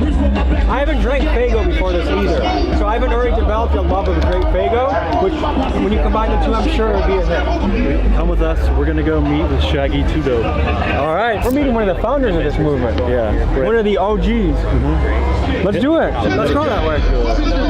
What can you tell me about these fellas? They're very friendly. At times erratic. Yeah, but they're also really giving and fun and insomniacs. We got our competitors. We're ready to eat some ass. Let's go, baby! Get at the pig booth right now. Look, literally, they have to eat the chocolate pudding off somebody's ass, and the first one to finish wins. Get set! Eat ass! Eat that ass! Eat that ass! Eat that ass! How do you feel? I feel very, very redeemed in my life. I feel like I've crossed off the bucket list, and we're moving. A quite exciting contest, I have to say. A couple years ago, the blow-up competition was pretty good too. I've heard. Right. What's going on, fellas? What up, man? How you doing, brother? Good to meet you, man. Nice to meet you. Oh, yeah. How are ya? Good. This is my first ever event like this. Okay. And I'm already getting into some good, weird shit. I ate a hot dog it was dipped in Faygo root beer. Yeah. I thought you were going to say somebody's ass. We got some butt activities too. Tell the people who you are and what you're about. Well, I'm Shaggy 2 Dope, and this is the Gathering of the Juggalos. I'm Insane Clown Posse. This is a festival we've been putting on for 24 years now. Or is it 25? This is the 24th annual. I don't know how the that works, but whatever. Okay, let me say this. It is remarkable, especially in this day and age where artists disappear in a year or two, to be doing an event that people pay money to come to, spend an entire week at. Yeah. It is remarkable. It is. What's the secret to building a cult-like fan base? I don't know, man. You know what I'm saying? It came so natural. It's just people can't with us no more. They're like, yo, they're still here, still not just still here, but still putting shit out, still doing festivals, still going on tour, doing shows consecutively for 30 years, you know what I'm saying? So what can you say? What can you do? Getting people to pay money to show up somewhere is no easy task. Everyone and their uncle is a OnlyFans model. They have a Patreon, they have this, they have that. Yeah. So to build a long-term brand. It's a lot more accessible nowadays. See, we started out back when there was no internet. Back when you couldn't do an internet hustle or YouTube hustle or shit like that. There was only monthly magazines and weekly papers and shit, you know what I'm saying? So you had to bust your ass hard enough to get into those things. And that's the only time people could even see what the you were doing. And Shaggy, we have a special guest here. The Brandon Bucky. Oh, I know this guy. What's up, man? I was thinking earlier, because some people will say like, oh, they listen to this music and oh, it's so crazy, it's so out of control. Those same people will go home and listen to a true crime episode. They'll go watch the Jeffrey Dahmer series on Netflix. But for some reason, when it's spoken into a rap, it goes into a category of not as popular as a consumption. Why is that? I don't know, man. What Stephen King's been making murder movies for since the 70s, you know what I'm saying? It's just like video games, you know what I'm saying? Because moms are salty. That's the reason why. You know, moms don't like their kids checking out shit. So like, oh, it's gonna make you murder people, and it's gonna make you go out and shoot your school up or whatever the if you play Call of Duty, you know what I'm saying? But it's not true. They're just being haters because they don't want their kids to hear cursing, which is fine, whatever the and be a better parent, go yourself. You know what I'm saying? One other thing I noticed about this community, I feel like a lot of people live in a way that they're afraid to fully express themselves. They're afraid to let it all out. But this, let it all out this here. is a place where people are not afraid to let it out. Because everybody does. Why would you feel out of place when everybody around you don't give a You know what I'm saying? But when you're not doing all juggalo activities, what do you find fun in life? You know what? I'm gonna keep it real with you. I like marinating in the woods in my yard and enjoying nature. Yeah. Yes, I do. The three of us can agree upon that. That's what you do at home? 100%. Yeah. Shaggy, can you give us a little tour of your pre-game meal before you jump on stage? What are you eating now? I don't eat none of that shit. That's not I'll show you what I eat. Come here. And this is as real as I can keep it too. You see all this shit, right? This is all not healthy for you. You know what I'm saying? You got like the fridge, you know what I'm saying? Fully stocked, right? All this shit. But what I do is I go for the secret drawer. This is my little stash spot. Bam! Healthy as f. I just got done eating 2 of these before you guys came. I got a little grill on the porch. I don't know if you noticed it. I was expecting you to pull out like a kale salad or something. To me, this is a kale salad. You know what I'm saying? Who is one of the most interesting artists you've ever gotten to work with? Well, like a guy that comes to mind that's been in the game for a long time too is Tech Nine. That guy's been rapping. He's now 50 years old. I understand that he got his start because of us. We've done songs with Snoop Dogg, Old Dirty Bastard, who haven't we done songs with? Yeah, Slash, Sex Pistols, so many people, you know what I'm saying? What was your childhood like, your teenage years like? My childhood was awesome, because you don't realize how the situation was. And when I was a teenager, I was probably the biggest, now I look at it, like the biggest dickhead in the world, you know what I'm saying? Like little thug asshole, you know what I'm saying? I used to be a professional thief. Would fight every day, would never go to school. One of the things that I think is cool is that you've created a place where outcasts feel like they have a family. Because they do. They don't have to feel like it, they do. This is a place where it's a safe zone for the outcast, you know what I'm saying? And for like normal posture handsome motherfuckers like yourself, you're welcome as well. You know, nobody's gonna be like, oh, look at that proper asshole. No, they're like, I'll paint your face. But it's cool because there's people that I think when they probably go home, they don't have a whole lot of people that they can rely upon, but when they come here, they have a lot Everybody, you know what I'm saying? You come here with no money, and you're not gonna starve, and you're not gonna go thirsty, you know what I'm saying? People offer up their tents for you to sleep in and shit, you know what I'm saying? It's like no other festival.